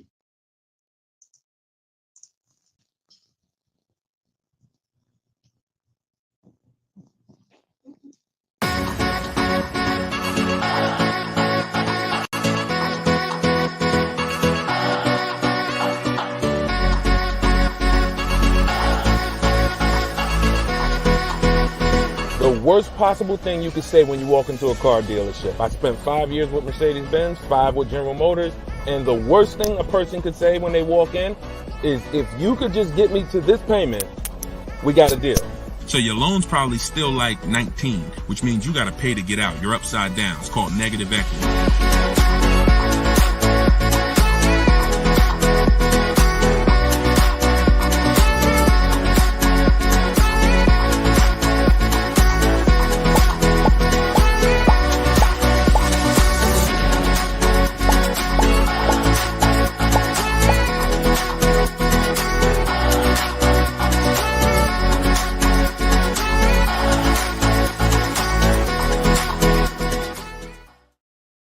What's going on? Welcome, everybody. This is episode 9 of Car Shopping Questions and Answers. I'm your host, Deshone, publicly known as Deshone the Auto Advisor. We're live now on 4 platforms: TikTok, YouTube, Instagram, and Facebook. And this is our live show. It is Tuesday at noon. We do these shows throughout the week to make sure when you are ready to get car shopping information that no one else is going to give you, you know where to come for it. So you guys can start typing your questions while I take care of the housekeeping. We have Dolan in the background who'll be bringing your questions in. Shout out to the people running the likes up on TikTok. Appreciate y'all tapping the screen. I'm the author of the new digital book, Cars from Home, 7 Steps to Saving Time, Money, and Avoiding Dealerships. And I feel it's only right to start this show with 2 reports I got, which were great. I had somebody write us and talk about the deal they got on this 2024 Mazda CX-90. MSRP was $44,820. They got a $6,500 discount from home. Shout out to you, Tiffany. I appreciate it. This is what we do. And when we think, when we launched this live show a few weeks ago, my plan was my prayer rather was that people would take the book, use the book, write me your success stories so we can feature you here and feature your deals. These are below market deals. These are not advertised deals. And she got this by handling the process from home, getting multiple offers like we teach. We also had Barrett write his review on Goodreads. So we were 4.94, almost 5 stars. Book is outstanding, a must-have for anyone seeking to buy, lease, or even sell a car. It's presented in a very professional, easy-to-follow, step-by-step manner that covers every situation from buying, leasing, cash, credit, good, bad. Although I've purchased and leased several cars in my lifetime, I learned new tactics to obtain the best value for my money, and it even has a wish list, yes, to help you separate your wants from your needs. Come on, Barrett. Appreciate you so much. Everybody who wants to get your copy of Cars from Home, it's normally $97, but for the next 30 minutes, you can go to my TikTok bio or my Instagram bio, or we have a comment pinned for you guys on Facebook and YouTube, and you can get your book for 75% off. So you won't pay the normal $97. You'll pay $24. But once that timer hits 0, your price is $97, which is still a great price. So now that the housekeeping is done, we can start with the questions. And if you got the first one, Dolan, feel free to bring it in while I put the banner up for those who want to get their book. Okay, is it better to shop online or in person? Well, you have no leverage in person. In person, you're competing with a person who negotiates every day, 2-3 times a day throughout the week. You're no match. I don't care how good you think you are. The best trained professional is just going to be better than you. And that's because they do this every day. Now, the second reason it makes no sense for you is because from a leverage position, you can't put them against their competition. You don't know where the real bottom is. And so you're going to overpay. And even if you get a good deal, who's done this? Be honest. You leave the dealership and you're like, you think we did okay? You think we could have got a little bit more? Think we could have got a little bit more off? That's called buyer's remorse. That's the seeds of buyer's remorse. Anytime you wonder if you could have got more money off, that's buyer's remorse. So we never wonder, and the way you don't wonder is by shopping online, getting multiple offers from multiple dealers, letting people compete for your business, and then choosing the best one. And if you really think about this, this is how you shop for everything in life. This is how you shop in the grocery store. When we go into the grocery store, we're not looking to try to not overpay for the spaghetti sauce, right? We're not looking at hoping that we don't overpay for the grapes today, or let's use for the potato chips we're going to buy, because we already know there's so many options and there's so many people that are competing against each other to sell us something. And that is how you guarantee your best deal, when you have multiple people competing. So when you are leasing a car or buying a car, you need to get at least 5 bids. When you are buying a used car, you need to be shopping wide. You need to be shopping within 75, 100 miles of you. And that's a minimum. And then you need to be looking at all the websites that have used cars, so that by the time you make your decision, you've seen so many options, so many offers, that you have 100% peace of mind. Now, that's just when it comes to buying the car. When it comes to replacing your car, because some of you know there's a word we don't use, it's a T word. It's 2 words we don't use. One is trade, one is down payment.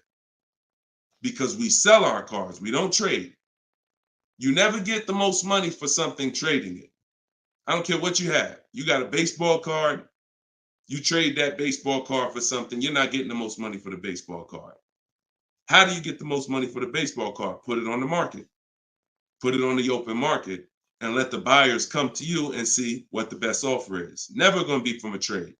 Now, the only time we do have to trade is if you're in a negative equity situation. If you're in a negative equity situation, then, and you have too much negative equity, you're going to need to do a trade if you can't pay the difference. But other than that, you know, these are the things that these are the things I want you to etch into your mind. We don't trade, we sell, get bids. We get, when we get our loans, we get bids. And when we buy our cars, we get bids. That's how we guarantee that we get the below market prices that other people aren't getting. Okay?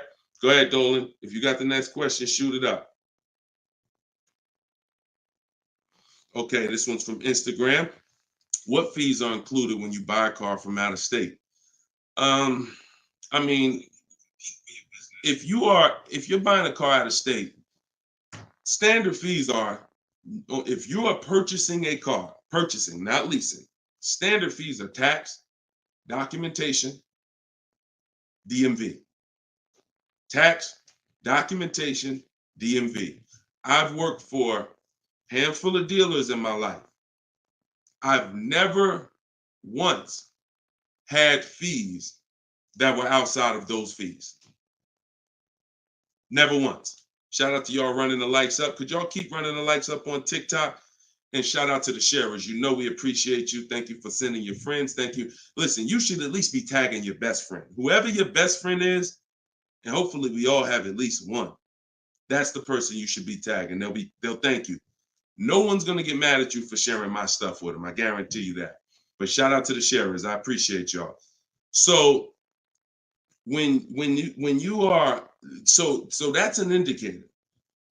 Any dealership that is making up these fees that have run rampant over the last 4 or 5 years, prep fees, marketing fees, internet fees, low jacks, we call that padding the deal. You know, you're just packing on stuff, and what you're doing is you're leaving yourself room to negotiate. We don't like to buy from those dealers because those are 80% dealers. I saw somebody ask yesterday on the show, what's an 80% dealer? We didn't get a chance to get to that question. 80% of dealers will overcharge you. It's a competition. So what you're trying to do is find the dealers who are the best prices. And the 20% are the great people. They're the honest ones. They're the ones who are not afraid to compete. These are the people we want to buy cars from. And so once you find the honest dealer, but you can't walk in to find them. You have to sort for them. Because if me and you are standing next to each other on the street and there's 10 dealers in front of us, and they say to us, 8 of these dealers are overpriced. 2 of them are the best price, but there's no label on them. What's the odds that we're going to walk into the 2 that are the best price? Not really that good, right? But if we're at home and we're talking to all 10 of those dealers at once, we're going to reveal who the 20% is. So that is our goal. Our goal is to always find and buy from the 20% dealers, and we let them come to us through online bidding, through online shopping, never through walking in and dealing. Because if you're dealing, as I said, with a dealer who has padded that deal so much, you go look at that deal and there's $4,000, $5,000, $6,000 in made up fees to pad the deal. There's no amount of discount you can get where you're going to get a below market deal. They've just set it up that way. I could take off $5,000 for you, make you think you won. You're still not below market. So that's the psychological things you have to understand. And that's why we shop from home. All right, shoot the next one up, Dolan. Great question. All right, good question. I see Instagram coming through with some great questions today. Keep typing your questions. TikTok, if my lease is expiring, can I go finance a new car? Is there equity in my lease? Well, the first thing you need to do if you decide, well, first of all, you got a little switched up there. It sounds like you're trying to go from a lease to a finance. That's not usually normal. What's normal is you go from a finance to a lease. Because a lot of you who found out that you're not keeping your cars 8 years, you're breaking the 8-year rule, you're overspending by thousands of dollars because you were taught never lease. So a lot of you have found out over the last couple weeks of shows, or maybe you watch videos, or maybe you went to my masterclass and you found out that that was bad advice. Not only was it bad advice, it was very expensive. It has cost you more money than you should even calculate. It doesn't do you any good to calculate how much money you lost not leasing when you're not a long-term person. But that's the more common path, finance to a lease. To go from a lease to a finance is a different mindset. You go from getting cars, paying a very small amount to drive brand new cars, and then transitioning to a finance. So first step, my process is 7 steps. The first step is always to choose leasing versus financing. Good. Thank you, Mr. Silva. I appreciate you. Shout out to everybody tagging on TikTok. Appreciate you. That's the first step. I call that the most important question. So for everybody's on here who's car shopping, if you're car shopping now or you will be in the next 12 months, type me in the comments. Everybody who is car shopping right now, or you're going to be car shopping in the next 12 months, type me in the comments. And I'm going to give you the first word. And I want y'all to always, when you come on this show, be prepared to dialogue. Like, be prepared to dialogue. Have your hand by your keyboard. You're going to learn a lot more engaging in the dialogue than you will sitting back and just listening. Active learners learn better than passive learners. Okay? So now, all of you who said me, I want you to ask yourself, how many years are you keeping the next car? Because this is the lease versus finance question. This is the lease versus buy. I'm not going to say finance because some of you are going to pay cash. This is the lease versus buy question. How many years are you keeping the next car? Gary said forever. Okay, there we go. So that's a good indicator till the wheels fall off, Joseph on Instagram. I see you. Okay, here's the question. 72 months. Okay, that's 6 years. You shouldn't be buying, Frankie. And I'm going to tell you why in 1 second. As long as it lasts. Now, when you want to try to get a little bit more specific than that, because sometimes you'll buy a bad car. It only lasts 5 years, where if we know we're going to keep this thing long term, we want to make sure we buy a car that's a quality car. That's what we want to make sure that we do. Buy a car that's a quality car. All right. So let's do, okay. So all of you, if your answer, I see you, Andrew, you 6, I see Teresa 10. Okay. Now, here's the rule. I call this the 8-year rule. The 8-year rule is based on when cars lose the most money. So it's not based on, see, some of you have been taught you pay off your car, get the title, do whatever you want. You want to trade it in, do what you want. I'm here to tell you that that's cost you because you don't understand the unseen expense. And the unseen expense is the one that's hurting you. That's depreciation. So the first thing you're trying to get when you're deciding I want a car is, how am I going to avoid big depreciation? Big depreciation. You buy a car for $30,000 today. What is it worth in 3 years? Even if you don't drive it. See, this is these are the things that you've been, oh, well, I want to buy a car. I drive as much as I want. But even if you don't drive a car, if I sat a car right outside your house right now and said, Lily, this car is worth $30,000, and you said, Deshone, I don't need a car. I already got a car. And I said, but it's yours. Here, it's yours. It's worth $30,000. You don't drive it. You come back a year later. What's that car worth? Told y'all, stay by the keyboard. What's the car worth? See, we're going to dispel this myth right now, because some of you don't understand, because of what you've been taught, that you think, oh, if I buy a car, I could drive it. I don't pay for the mileage. I'm going to show you that not only do you pay for the mileage, you pay even if you don't drive it. See, look, Alvin said 24. Look, didn't drive it 1 mile. Days on Instagram said 24. Look, didn't drive it 1 single mile. That's probably accurate. So think about that. If that's many people will mention depreciating assets. That's a very common word, but we're now going deep on what that actually means. Depreciating asset means I purchase something, I acquire something, whether I use it or not, it's going down in value. If I use it more, it goes down in value more. So the first foundation that you need to get is leasing versus buying. This is why if you don't lease, but you should have leased, there's no way to get a great deal. Because when you get great lease deals, some of you seen Danielle. Danielle got an Audi A3, $44,000 car. She's paying $550 a month, no money down. So that's Danielle. So when you consider what that deal would, what that car would have cost her if she purchased it, no money down, probably would have cost her about $900 a month. $900 a month. Every 1,000, but every 5,000 is about $100 a month, depending on interest rates. 5-year loan. So foundation. So what you're trying to do is avoid the depreciation. Y'all know when I break this out, y'all know what this means. Some of you, if you're new here, you may not know, but this is what this means. This is how your car loses value year 2, year 3, year 4, year 5, but then it starts to level out. And what you want to get to, forget paying off the car. You could have paid cash for it. Doesn't change this. Deshone, I got a loan on it. Doesn't change this. This is the actual asset value. This is the car's value. Forget the loan that's attached to it. This is the car's value.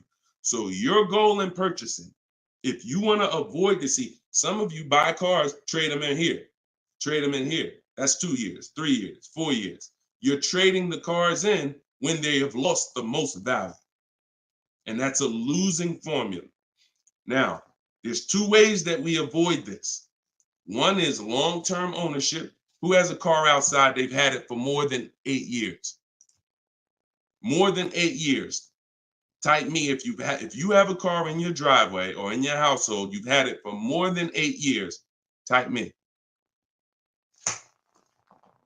I see you, Gary. Okay.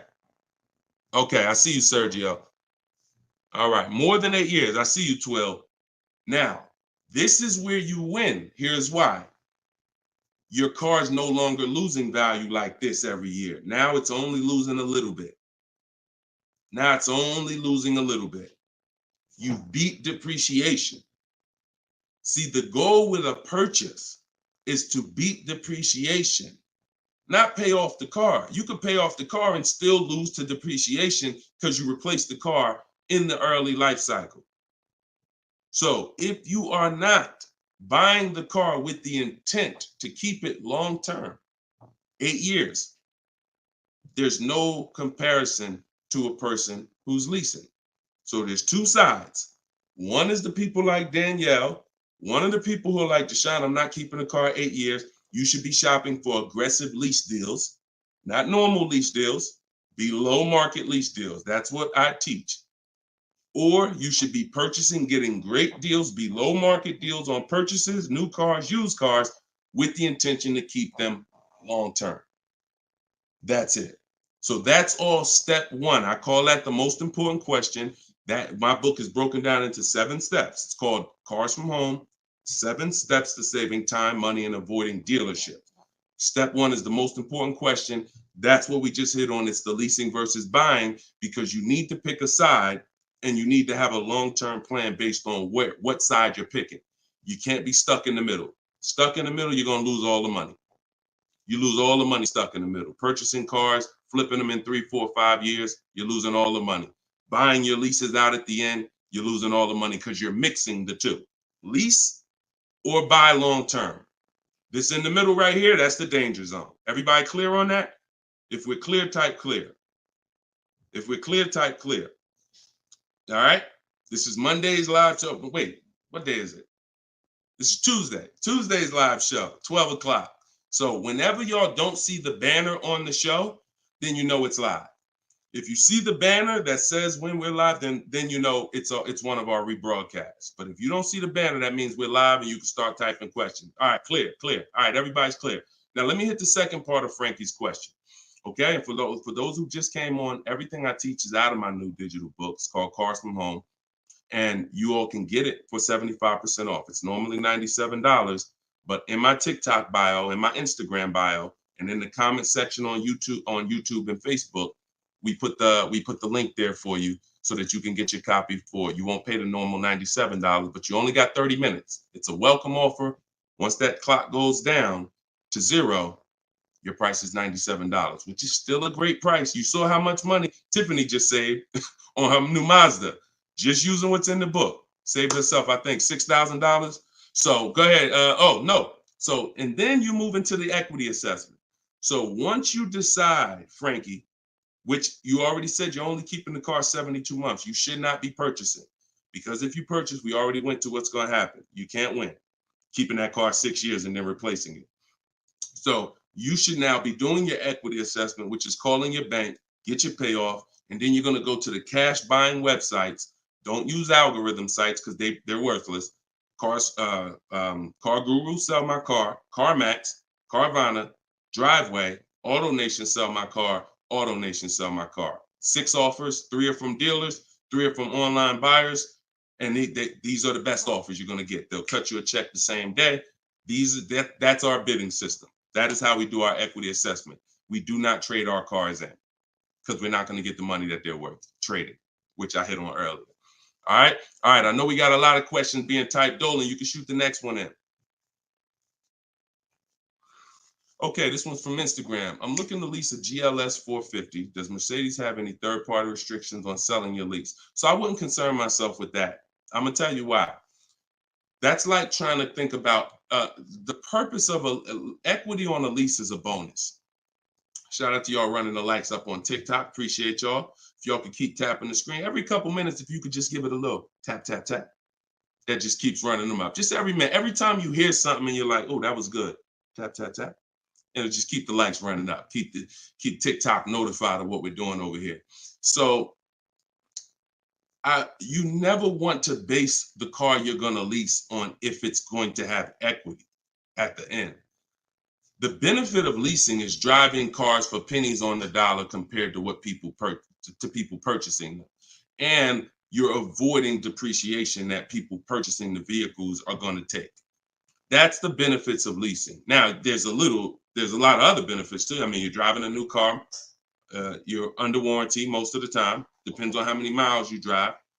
So if you drive, 12,000 miles a year, most bumper to bumper warranties cover that. If you drive 15,000, maybe you won't have a little bumper to bumper at the end, depending on what you choose. Mercedes has a 4-year 50,000 bumper to bumper. But the benefits of leasing are what I just laid out. Equity is a bonus. We don't want to look, equity is not something we ever want to base the vehicle we're going to lease off of. It just doesn't, it's too many market changes that could affect it. A car could have high resale values now, and then in 3 years it doesn't, which means any equity will be eliminated because of the 3-year-old used car market. So you don't want to shop like that. You don't want to shop like that. Focus on, and what I teach in my book is you're going to pick 3 vehicles. Good to see you, Judith. You're going to pick 3 vehicles because leasing, it's so easy to get a great deal purchasing. So easy. On a new car, forget about it. The bids, forget it. We're going to find the 20% dealers. In my book, I have all the scripts because I don't want you talking. Who'd rather get great deals without talking? Be honest. Who's not a good negotiator? You're not a good negotiator. Type not me. Like you just be honest. I don't ever want you to put yourself in a position where you need to talk. And if you start talking to somebody who's trained to talk and dissect and get information and then tailor a deal, you're going to lose. So in my book, everything is silent. The only people we talk to when we talk to people are managers, because those are different conversations if we need to have them. We're never talking to salespeople besides when we're coming on to test drive the car. We're never talking to salespeople because we just don't know who we're dealing with. So when we're online, we're always typing. That's why I say go online. My strategy is called the 25 to 5. We go online and we contact 25 dealers, go to their website. I have copy and paste templates in there that you just fill in what you want. But if you're going to do it your way, that's fine. But I'm telling you, you don't want to deviate from this format because you're going to get yourself in trouble and you're not going to get the results. You want to be able to connect with a large amount of dealers so that you could get 5 offers, at least 5, because 4 are going to be overpriced most likely, but 1 is going to beat everyone else. So, but when it comes to a lease, there is the lease program. that the dealer can't control. So if we don't know what a lease program is until we shop offers. So there's no way you can look at the residual value.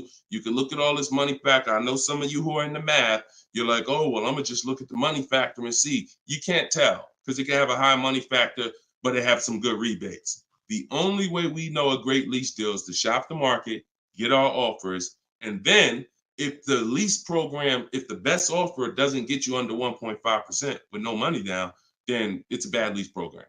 It's a bad lease program. In which case, we move to another vehicle. So I'm not going to ever co-sign leasing a bad vehicle a vehicle with a bad lease program. I've had all types of people hit me, Deshone, I'm looking at this Range Rover, man, but I did all the offers, and they'll be in the group. We have a private group, and I get to talk to people all around the country about this stuff. So they're like, Deshone, you think I should move on? I'm like, look, you could wait till next month, see if the program gets better, but I'm never going to co-sign signing a bad lease deal. You're paying too much money for a vehicle you're giving back in 3 years. So you're defeating one of the major benefits of leasing. So that's the only reason why we have to have 2 other vehicles that we like when we're leasing. On a purchase, no. One vehicle, pick it, get your bids. One dealer is going to blow everybody else away. But with a lease, you want to have 3 vehicles just in case it's a bad lease program. And if they got a bad lease program this year, maybe in 3 years when your lease is up, they'll have a good lease program. So that's what we do. It's too many cars out here. It's 400 cars out here. 40-something manufacturers competing for our business. Why are we going to get locked on one car? And the reason we're doing this, y'all, is because we're not shopping. You're not shopping. You're not taking the going out for the weekend and test driving cars seriously. You're about to drop 40 grand of your hard-earned money. You need to be, like I teach, shopping and not letting anyone disturb your shopping. If I'm looking for a car, I'll take a whole Saturday and go out or a Monday, and I'll go out and I'll drive 4 cars and be like, okay, that was fun. Don't sit down and don't talk numbers. So let me make that clear. Don't go in there and sit down at the desk and start talking numbers and get a proposal. No. Shop. Once you decide what you want, then we come home and we get our offers from home.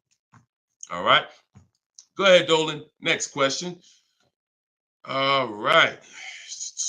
When you don't talk, I see a lot of you saying you're not good negotiators. Then you just got to stop talking. Stop talking and start making people bid. You're going to get better deals than good negotiators all day long. Heard you loud and clear on the rebroadcast. I'm here live. All right. Welcome, Jill. Looking for a car now. Profited on a sale, so coming in clean. Need to rebuild credit. Lease cheap car, finance car under 5-6 grand. It depends on where your credit is. If you're in the mid-6, I teach something called, profile over score. So if you have a paid off car, if you have nothing gets you approved for a car like on-time car payments. If you've been making on-time car payments for 2 years, 3 years, you're typically gonna get approved for most leases. As long as you're not going from like a $450 payment to a $900 payment. But if I'm in a state where if I'm in that mid-6s, 660, 670, I go for the lease. If I'm in the low 6s, then I go for what I call a smart car, which is the car to set you up to lease. So your goal is to get the least expensive car you can get a loan on, quality car. You want to go small as possible, and small as possible for you might be you need a sedan. You might need 3 rows. But I teach something, and that's what we were talking about when I posted that review that Barrett wrote for our book today. He was like, we get a wish list for needs versus wants, because oftentimes we confuse these. Needs are things you can't live without. I need to have this, or the car's not going to do what I need it to do. I need to have it. Wants are things that you'd like to have, but you can live without. When it comes to getting a smart car, and it's not the little smart car, y'all. I have a different. That's a different meaning for us. It means saving money at the right time. That's what we call smart cars. Saving money at the right time. So if you can't qualify for a lease and you want to set yourself up, then the vehicle you get now is super important. The vehicle you get now could either set you back from leasing because you bought too much vehicle, payments too high. You didn't buy a dependable vehicle. It's not going to last. It's going to start having problems. It's going to break down. You might miss payments because of that. These are all the things you want to avoid. This is why I'm giving you these boundaries that you don't, kind of go off of. But this usually happens when you're trying to get too much car. Quite honestly, if I was trying to get a smart car, I would be trying to get the smallest car I could, drive it for 2 years. Let the family be uncomfortable. Listen, y'all, I know it's tight, but in 2 years, I'm gonna get out of this and I'm gonna drive off the lot in a brand new lease. So the key is the payment's gonna be low because those smaller cars are only 25 grand new, 28 grand brand new. When you get them used, you could get a nice one for about 10. Finance it. You don't have to take a 10-year-old one. So you want to get one that's relatively, good. It needs to last you 2 years, or the plan's messed up. So you get the smallest car you possibly can.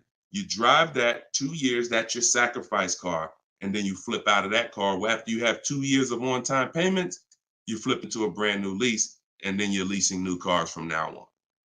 That's what I do, depending on your situation. If you're high sixes, mid sixes, and up, I go for the lease. If you're under that, then I would go for the smart car. Okay? All right, keep me posted. Good job. Just having a plan. Having a plan. Go ahead, shoot the next one up, Dolan. I forgot to tell you. Yeah, I see you, Jill, and keep that up. This is a different Jill, I think. This is a means to my dream car. I'm a patient. Yeah, I'm patient. My husband has the needs car. There you go. There you go. You can flex in 2 years. You can flex in 2 years. You do this right. You drive this car for 2 years. You don't miss any payments. Make sure when you're buying a $10,000 car and you finance it, payments are $250 a month for 5 years. You don't have to take a 6-year loan. You don't want to take a long loan on a smart car. You want to take a shorter loan, pay $250 a month. Now you're not going to miss those payments. Max at 300, depending on the interest rate, could go higher, 325. But the point is that's affordable. So it's not going to mess up the plan versus you trying to pull out in a $25,000 used car with a high interest rate. Now your payment's $575 a month. You get what I'm saying? So just stay focused, stick to the plan. All right. This is another Jill from YouTube, I believe. Buyout is, go ahead, keep that one up. Oh no, I saw that one. Get the one you just had up, Dolan, from the other Jill. Yep, thank you. So buyout is $36,000 on my 2023 Audi Q5. I want to lease a Range Rover Sport. Should I sell on my own or turn into the dealer? Doesn't look like, and I'm just going to tell you, this is not usually when we do an equity assessment. Now, if you can get out, break even, great. You're driving a 2023 Audi Q5. I don't know who told you that you could switch cars that fast, but it doesn't happen that way. And so the only time in history that we've been able to switch cars that fast is when there was a once in a lifetime seller's market, 2021, 2022, 2023.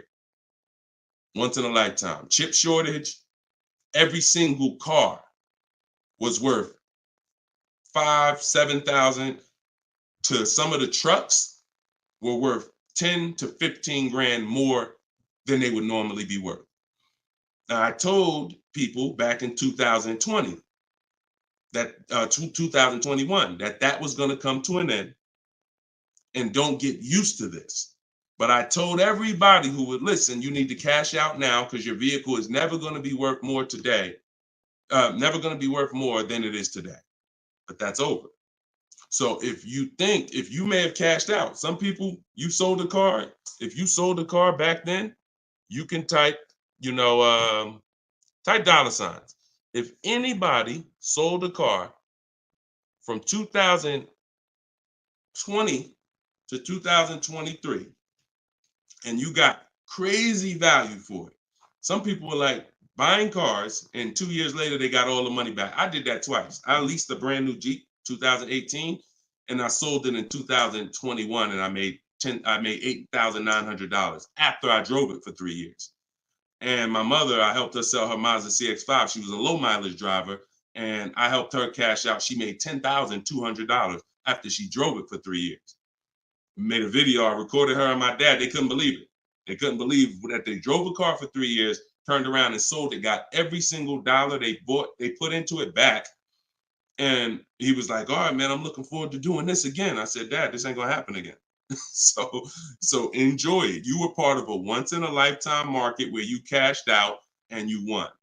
But we cannot base our strategy anymore off that. That's over, and you'll get in trouble financially trying to do this. So there is no setup where you could buy a car or lease it and in a year, 18 months, trade it, replace that car. Just not. Because we already talked about earlier, let's take a $50,000 car. A year later, if you don't drive it 1 mile, what's it worth? Didn't drive it 1 single mile, just parked it right outside your house. 43, 44, max, absolute max. So when that car is losing value like that, whether you bought it or leased it, the asset, it's what the car is worth. Forget about the finances attached to it. You can't, and look, if it's a Jeep Wrangler, if it's a car that has a high resale value, like a Jeep Wrangler or a G-Wagon, these are top 10 best resale values in the world, then all I'm gonna do is after I lease it, I'm just gonna sell it and I'll make the equity. But I'm not going to look to trade that car or replace that car in a year, 18 months, break my lease contract. Now you do your equity assessment, Jill. Call your leasing company, find out what your payoff is. You said it's 36. Now, if you can get offers higher than 36, then you can get out. Very simple. So get the offers from the companies that I mentioned about 15 minutes ago. I laid out the 6 companies. But when you lease, though, you must put no on those websites. It's going to ask you, do you have is the vehicle owned, leased, or financed? You want to put owned, because something triggers on their websites. They think every lease has a third-party restriction. Most of them do, but if you just want to find out what the market value is for your car, and if you could get out and make some money or break even, then yes, you can jump out, no problem. But if you see that your buyout is this and all the offers are below that, then what you're now about to do, even if you say, because some people will say, all right, well, I'm gonna walk in the dealer, see if they can work a better deal than that. No dealer is going to give you more than the online buyers. So if you run those online quotes and all of them are less than your payoff, all a dealer is going to do is take the negative equity and the desperation for you to get out and roll that negative equity over to your next vehicle because you're desperate to get out for no reason. So that's the real. You can do what you want. I would suggest you don't get out of your lease. You don't break a lease contract until you can financially do it, which means I can break even, I can sell, and I can get equity, or either break even. Break my contract, but I'm not coming up with a dime because a dealer bought my car and I'm out of this thing. That's the only way I'm breaking a lease contract. I'm not rolling negative equity. I'm not going to create negative equity in a lease to get out of a lease early for no reason. It just doesn't make financial sense at all. All right, no problem, Jill. Happy to help. Happy to help. Okay, so that's step 2. See, the equity assessment step, guys, is so important. See, because it's the foundation of our deal. So when you look at step 1, the leasing versus buying question, how many years do you keep in the car? 8-year rule. That's step 1, super important. Foundational of your deal. As I said, you can't get a good deal if you purchase, but you should have leased. Impossible. You got a bad deal. I don't care how much money you get off. Now, second step is if I have a car to replace, I got to do an equity assessment because I need to know, is this car that I'm in going to be going to prevent me from making a move right now? Too much negative equity, I'm prevented from making a move right now. If I can get out, make some money, now I got some money. I can sell. I can put money in my pocket, put it in my bank. That means it's an asset. It's a blessing to me. So your car that you're in could either hinder you from getting a car or it can help you get the next car. That's why we always do the equity assessment before anything else. All right.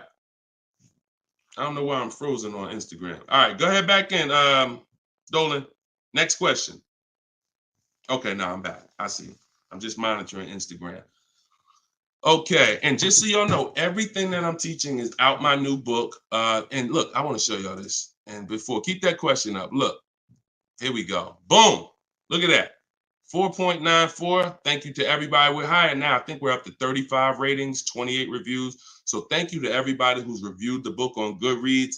Appreciate you. And thank you for everybody who's using it. Make sure you are writing me with your success stories. Show me your deals so that I can post them just like I posted Tiffany's deal. But everybody can get the book. You can get yours for $90. It's normally $97. But as our welcome special, our book launch special, you can get it for $24, 75% off in my TikTok bio for 30 minutes, or my Instagram bio, or in the comment section of YouTube or Facebook. We have a comment pin for you. And if you're watching us on TV, you can use your phone and you can scan the QR code here on the screen, and you can get your copy for 75% off. But once that timer hits 0, if you visited that page and the timer it started, once it hits 0, the price does go back up to $97, which is still a great price. It's a great price either way. And it'll be in your inbox in a couple minutes. Okay, this is from Instagram. I use your template in the book to ask for quotes. Their response is the lowest offer you ever received. They are being difficult and giving me their best offer. What's the best way? Use the scripts. It's just conversation. Hopefully you listen and you have a separate email, because you're not going to have intelligent conversation with 5, 7, 10 dealers mixing personal emails. So every part of the system is important, having a separate shopping email. So everything in there is dealers. And now everything they're saying, we have a response for. Every single thing. It doesn't matter. Don't expect 80% dealers to be easy. Expect them to, hey, can we have a conversation? Hey, when can you come in? Hey, this be a whole lot easier if you're here. See, what we already know is we've given them all the information they need to give us a quote. So the best thing, or the stages we move through in our conversation with dealers, is who has a car that I want. That's first. Our first set of scripts is designed to weed out the dealers who don't even have a car we want. Nothing to talk about. Nothing to talk about. So there are dealers who won't tell you they have a car.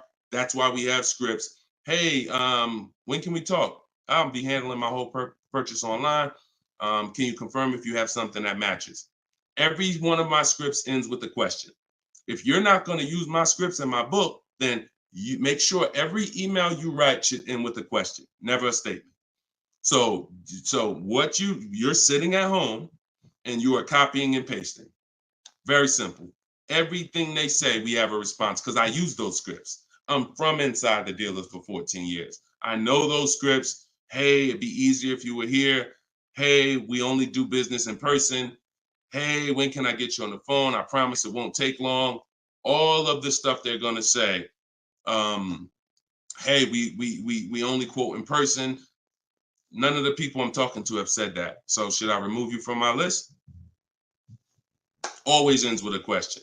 So your expectation may be, you thought by sending all the scripts, you were just going to get, oh, quotes coming in, everyone doing this. No, that's why we have scripts, because we keep the conversation moving forward. Everything they say, just go to the script, open the template. And just so y'all know, in my book, one of the best reasons why it's a digital book is because I link you to videos and I link you to documents, and that you can copy and paste. So that what this person is talking about is the templates and scripts that I've created for contacting and having these conversations with dealers. So, but everything you are doing, everything they're doing is very predictable. You just change your expectation. I'm going to talk to several people and I'm going to weed this down to 5 offers. And out of the 5, one of them is going to beat everybody else. And then I'm going to use my counter offer calculator that Deshone made to send the counter offers and close my best deal. Take all the emotion out of it. Take all the emotion out of it. You should be emotionless at it. Nobody can hurt you. All right, you're at home in your living room. All right, go ahead. Mike said nobody gives us this info. I sold cars and the dealership wouldn't even give us any insight. Trust me, Mike, I understand, man. That's why I love the 20% of car salesmen and dealers. They love what we're doing here because they know we were never taught this stuff. So we were never taught about leasing, financing. Thank God I was able to learn it, and I was able to, but we weren't taught about insurances, all the stuff that they should be training us on. We weren't taught. So I appreciate you being here, man. All right, go ahead, Dolan. Next question. Great questions today. Great questions. Let's go. I see you. Shout out to the people running the likes up on TikTok. Can y'all just keep tapping the screen every couple minutes if you could? If you enjoying the show, you getting value out of what we're doing, every couple minutes, if you could just tap that screen and keep running those likes up. I appreciate y'all. It lets TikTok know we talking big money over here. Yep, I see it. Thank y'all. Appreciate you. All right, this is Gary on YouTube. When leasing, is it all about purchase price? No, it isn't, Gary. Great question. When purchasing, it's always about purchase price. All in, out the door, tax fees, everything included. Purchasing is always. Now, leasing, we get our lease offers, and this is where we eliminate the term down payment. We no longer say down payment. I want you to eliminate that word, those words from your vocabulary. You want to replace them with total out of pocket. Total out of pocket. So all of our lease offers we're going to get is following the 1% lease deal principle, which is, because some people, I know Judith still asks, oh, hold on one second. Hold on.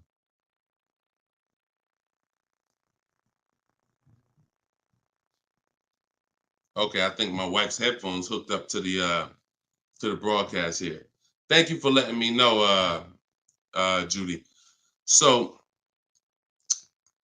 when we're getting, so the 1% lease deal rule is older than, it was around, I think, before I got into the car business at 2006.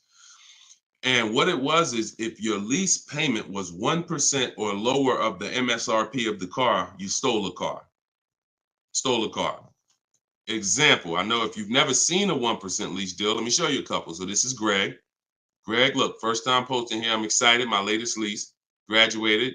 Now we have a particular online, video library here. So when they say graduated, I have a coaching program, and but the steps are the same. So I always say, get in where you fit in. Steps are the same in my book, in my video course. He said, I followed the steps, set up a great lease deal, 36 months, 12,000 miles per year, all said and done. Monthly payments $527. MSRP is $56,275. So when you divide the monthly payment into the MSRP, you're going to get a number. Now, when you multiply that by 100, so I'll give you an example. Let me show you how this works. In Greg's case, I got my calculator up here. I would take 527, divide that into 56,275, which is the MSRP, not the selling price. Doesn't matter the selling price. The MSRP is how we gauge the value. Now, that's 0.009. Then we multiply that by 100, and that gives us 0.93%, which is what he put here in his post. So that's an under 1% lease deal. Look, it was a steal. I think someone messed up on the paperwork. No other dealer came close. There we go. Same thing with Freena. Freena just got a Jeep a little while ago. Look, her deal was better than his, my God. But it's a better lease program. Jeep had a better lease program at the time. So, I mean, she got a $579 a month lease on a $65,950 Jeep Grand Cherokee hybrid. Out of control. So this is how we're shopping. You want to follow the format of the 1% lease deal, which is I shop with 12,000 miles per year. If I'm doing 18,000, I'll adjust it later. If I'm a high mileage driver, who's a high mileage driver? You drive more than 20,000 miles per year plus. Who's a high type HM if you're a high mileage driver? All right, type HM. You adjust it later. 25,000 mile a year lease. You always shop with 12 because that's how we judge. I see you, Mr. Silver. That's how we judge. I see you, Ado Johnson. Or no, AD Johnson. Sorry. So still going to, this is still Gary's question. This is why we're not focused on the purchase price when we're shopping lease offers. We're focused on looking at the formula that we use to judge a great lease deal. And everything we do, I have 3 rules. 1% lease deal, I didn't make it up. That's a steal. In between 1% and 1.5%, that's a deal, because that's still better than a purchase. It's still great value. When you compare it to someone who's purchasing, they're paying tons more.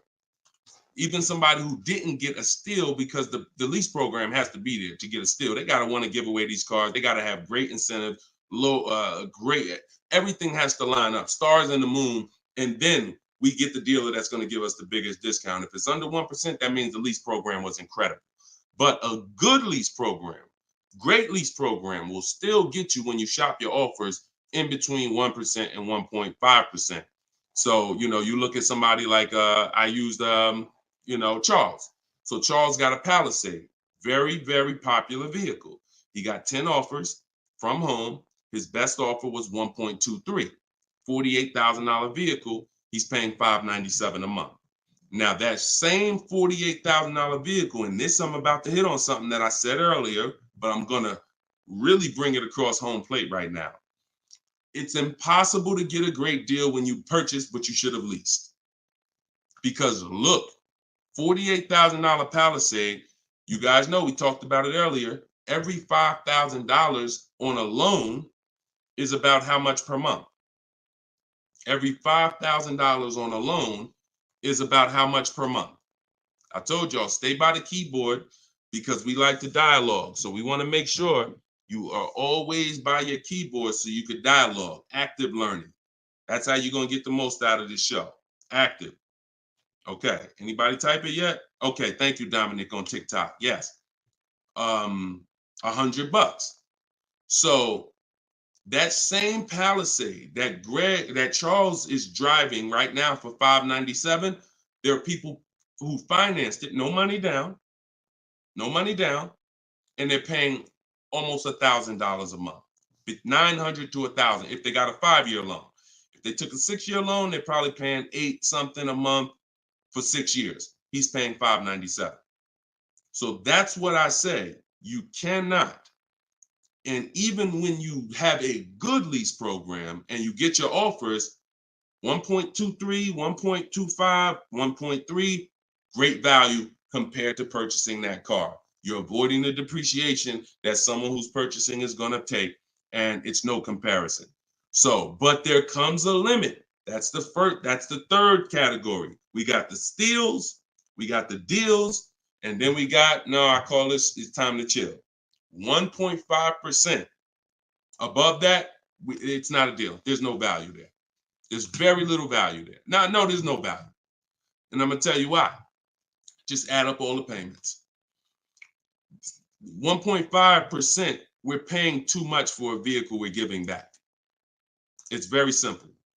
We're paying too much for a vehicle that we're giving back. When you take hold on, let me get rid of this. Put the banner back up for those of you who want your book at 75% off. Just scan it right there. Once you get above 1.5%, there's no value, because if you take a $40,000 vehicle, a steal at 1% is $400 a month. A deal is between 4 something and 6. That's 1 to 1.5. 600 a month. Now, above 600 a month, let's take 650. That's 650 divided into 40,000. 650 divided into 40,000. That's a 1.6 lease. I never signed it. Never signed it. I'm gonna tell you why.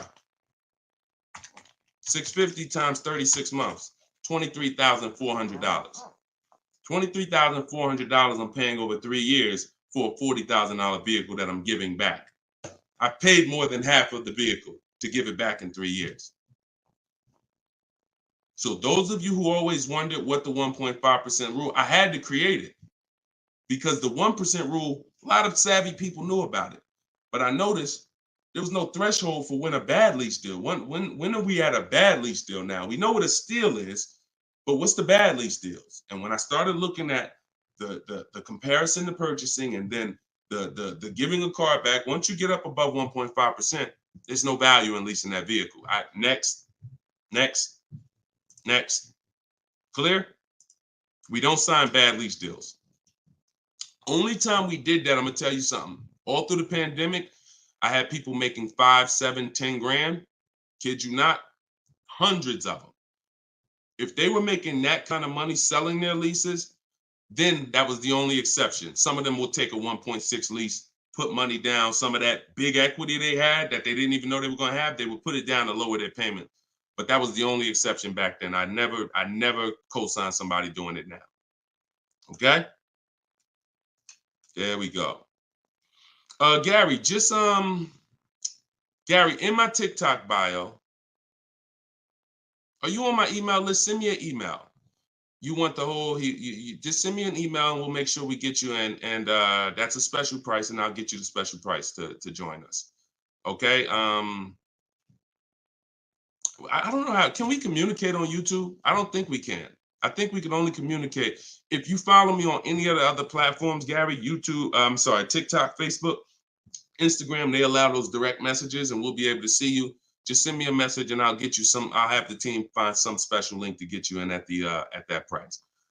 All right. MSRP, Todd, is always the bottom line. Okay, this is a great question. Hold on. We'll pull another question up, but I want to do Todd's question he just asked right here. He said, do you include freight and handling in the MSRP calculations? That's a great question. Very common. Let me show you this. When you are looking at the MSRP, y'all, leases and purchases of brand new cars, used car purchasing is different.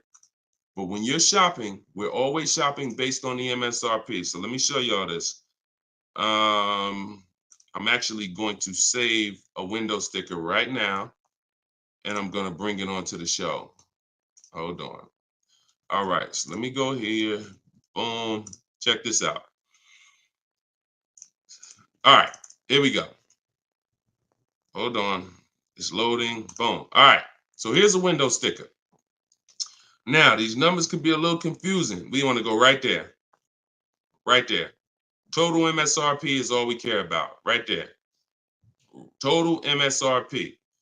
Because you do pay for destination to get the car from the factory to the dealership.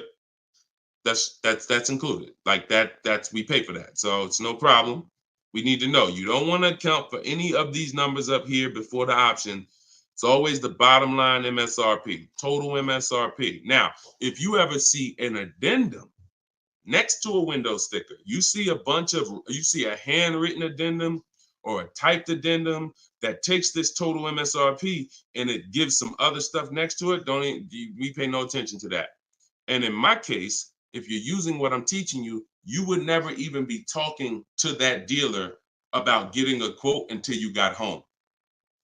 So even if you go, the only time we would actually even see that particular dealer, that particular window sticker, is if we showed up to test drive the car and that particular one that we test drove just so happened to have the addendum on it. That's the only time we'd even see it. Quite honestly. It's no way, it's not even something, because we never talk numbers in the dealer. Your leverage is at home. Everything I'm teaching you is your leverage is at home. You can talk to multiple people from home. You can get bids from home. You can put people against each other from home. You're in control from home.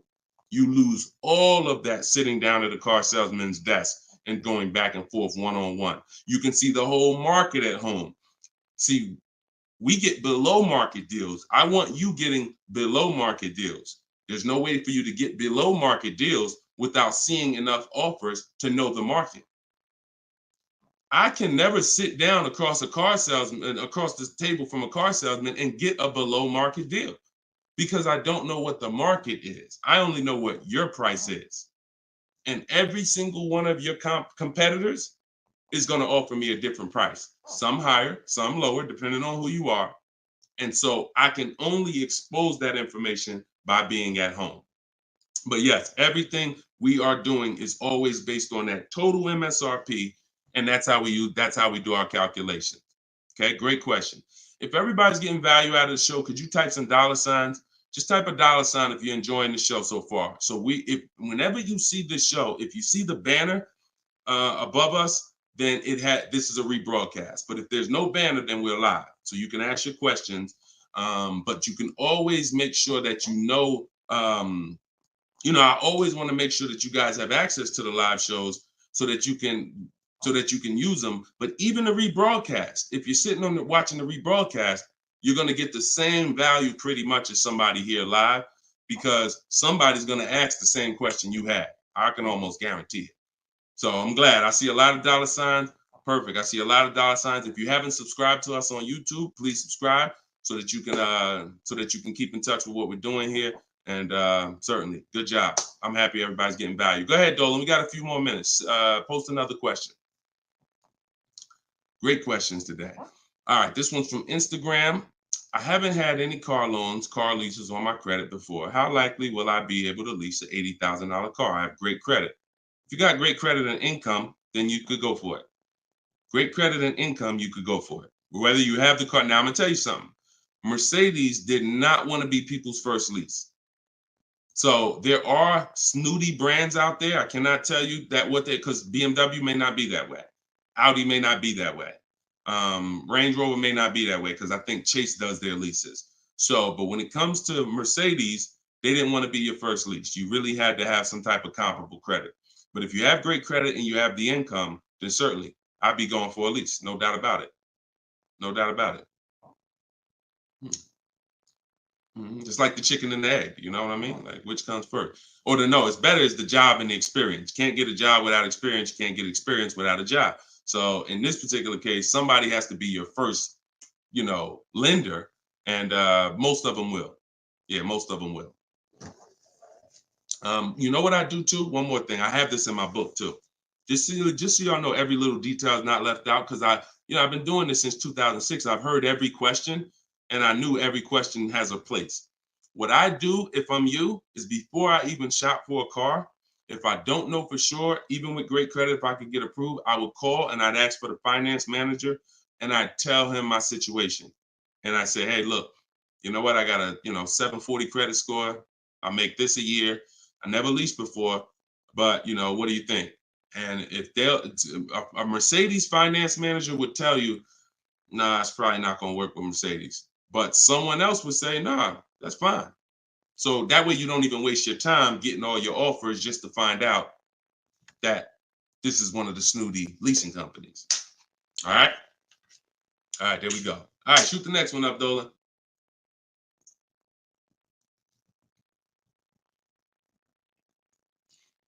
Jason Hughes from IG. 12 to 15K in equity. Great job. Okay.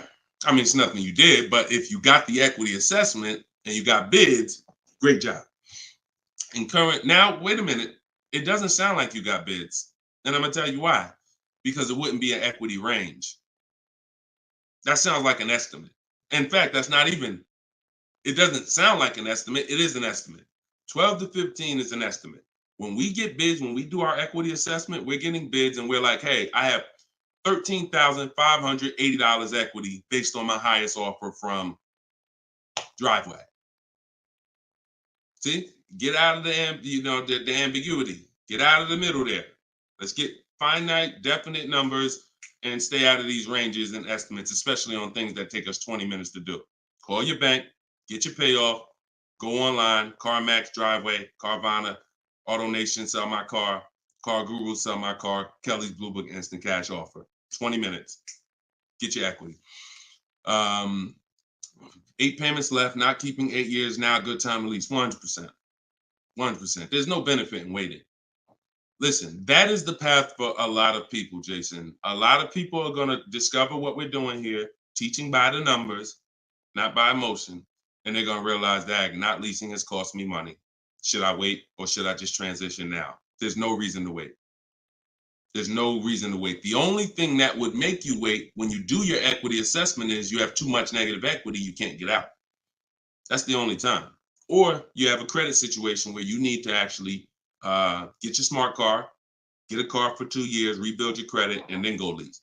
Anybody else, no benefit. I'd be leasing tomorrow because I had a friend of mine, he's a close friend of mine. He's actually in my program. You know, he uses our stuff. And he's like, he had a Kia Telluride. Well, he had an accident. Vehicle got totaled.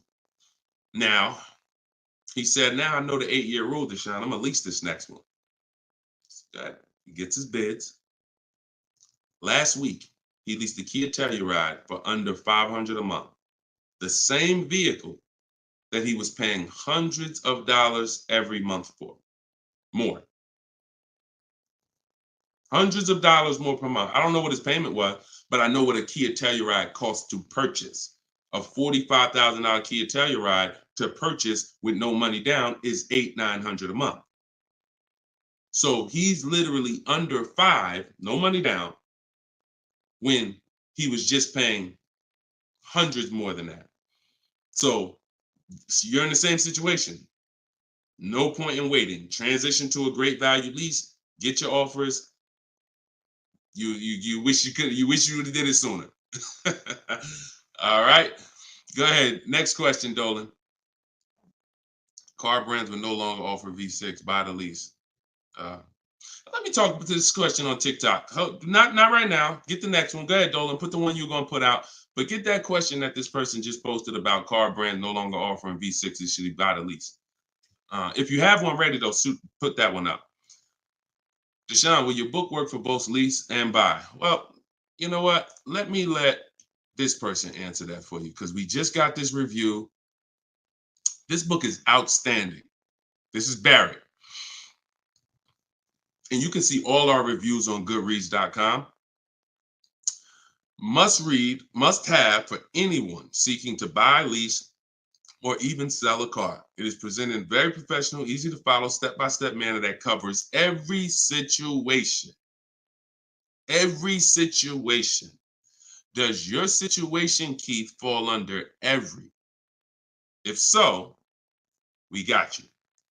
Every situation from buying, leasing, with cash or credit, good or bad. Only thing that Barrett didn't put in there is used cars or new cars. That's in there too. So absolutely. So yes, I'll put the banner back up for all of you who are watching us on TV. You can you can scan the QR code here with your phone, with your camera, and you can get your book for 75% off, or you can go to deshonesbook.com. We have the link in the comments on Facebook or YouTube for you. And if you're on Instagram or TikTok, you can go to my bio, click that link, and then click the button for the 75% off and get your book for 75% off. You won't pay the normal $97. Okay? But yes. All right. I have a 2020 Nissan Sentra. This is Key. I don't want to butcher your name, so I won't try. But from YouTube, I have a 2020 Nissan Sentra. Had it for 2 years. My miles are 64,000 highway miles. Okay. I know I don't have equity. I was told don't trade it in. Would be a bad decision. It's true. We don't trade cars in. We get bids. So you need to find out what your equity position. See many of you are finding out right now how important the equity assessment is. Whenever you have a current car, equity assessment. So when you call your bank, get your payoff, then you go and you get the offers, you're either going to be in a positive equity position or a negative equity position. Now, if you're in a negative equity position, there's three solutions for negative equity.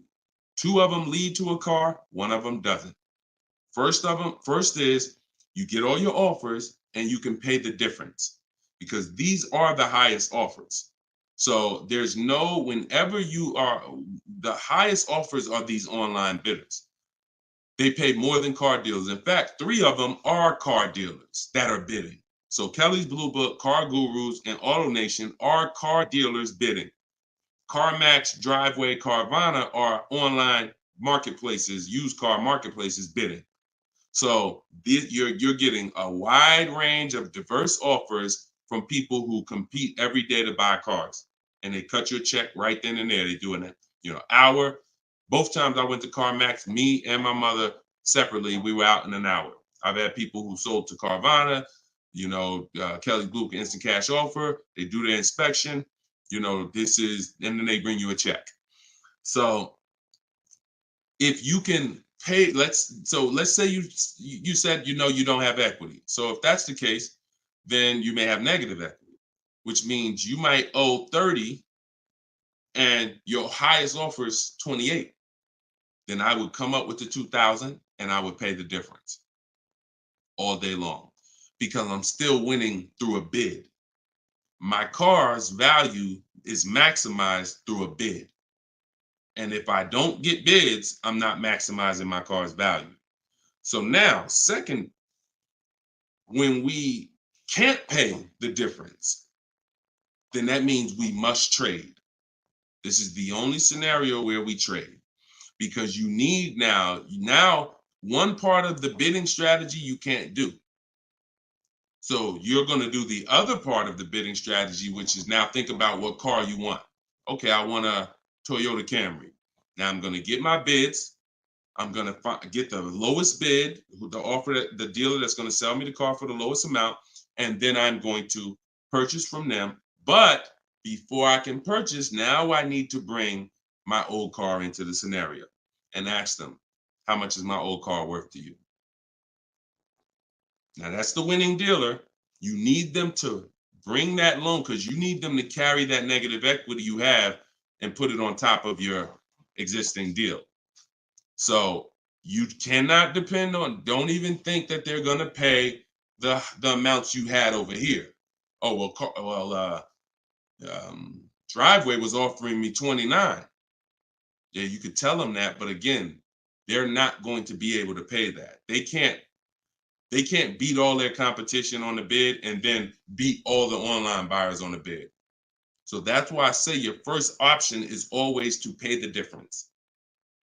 Because you can win with bids there, you maximize, and then you do a separate transaction, you can still keep them separate. But if you cannot get bid, if you can't pay the difference, your only option is you have to trade that car in, and then you're going to let the dealer who you buy the car from wrap the negative equity into the existing lease. It's hopefully it's a lease because there shouldn't be any reason you're trading that car unless you just want a lease. To buy another car, unless you're saying you're keeping it 8 years, which, like I said, most people, I've been doing this for years, they're going from a finance to a lease. Now, one more scenario. I told y'all it's 3 ways out of negative equity. One leads to no car. You have too much negative equity and you cannot put it on top of the actual deal because banks have loan to value ratios. So if you have $10,000 of negative equity, you can't just slap that on top of a $30,000 or $40,000 car. It's going to be too much unless you put money down. So you can't if you got some cash, you can make the deal happen, but you're not going to be able to do a no money down deal because you're looking to have the bank approve the car, the tax, the fees, which probably another $1,500, and 10 grand of negative equity. And then you want to find that's too much because the dealer has to go to the bank and say, we know this car is priced at 40, but we'd like you to lend this person 54. They're not going to do it. They might lend max 50. So the more negative equity you have, if it's too much, you're either going to have to bring some cash to the table to get the deal done. And if you have no cash, you got to wait. You got to pay down the car. It's the only option. That's why I say, know the cause of negative equity. It's usually because you haven't leased. 99, I could tell you the way out. I just gave you the way out. That's in my book, 3 strategies for negative equity. But when if you don't know the cause and you just turn around and get another purchase and you're not keeping it 8 years, you're going to be in negative equity again and again. And there's plenty of people, and some of you, it may be you, where you're like, dag, Deshone, that's me. Every time I go get a car, negative equity, negative equity, negative equity. It's like a vicious cycle. And the solution is you need to lease. What's causing that is you don't lease. So you're overpaying by thousands of dollars. All right. So listen, y'all, we will be back. We like to do these shows twice a day. If you're on my email list, you'll get the notification. We like to get through as many questions as possible, keep this around an hour, 15 minutes. And so all of you, appreciate you coming. If you want every single thing I teach in one spot in a step-by-step format, that's my new digital book. It's called Cars from Home, 7 Steps to Saving Time, Money, and Avoiding Dealerships. And you can get yours for 75% off in the comment section on YouTube. We got a comment section that's pinned, deshonsbook.com. Same thing on TikTok. I'm the same thing on Facebook. But if you're on Instagram or TikTok, it's in my bio. There's a website right in my bio. Click it and grab your 75% off. You'll get it for $24 instead of the normal $97. Now, if you went there and that timer started, then certainly get there before it hits zero, because once it hits zero, you have to pay the $97, which is still a great price. So my goal for this book is to be the most valuable book financially that you've ever gotten. That is my goal. So use it. Write me with your success stories. Show me your deals when you pick up your cars. Write me, email me, Deshone, just like Tiffany did. I want all of you emailing me your deals so that I can share them on the show. All right. So we'll be back. We'll be back with the next show. This was episode 9. Thank you for coming, and I will see y'all on the next show. God bless you.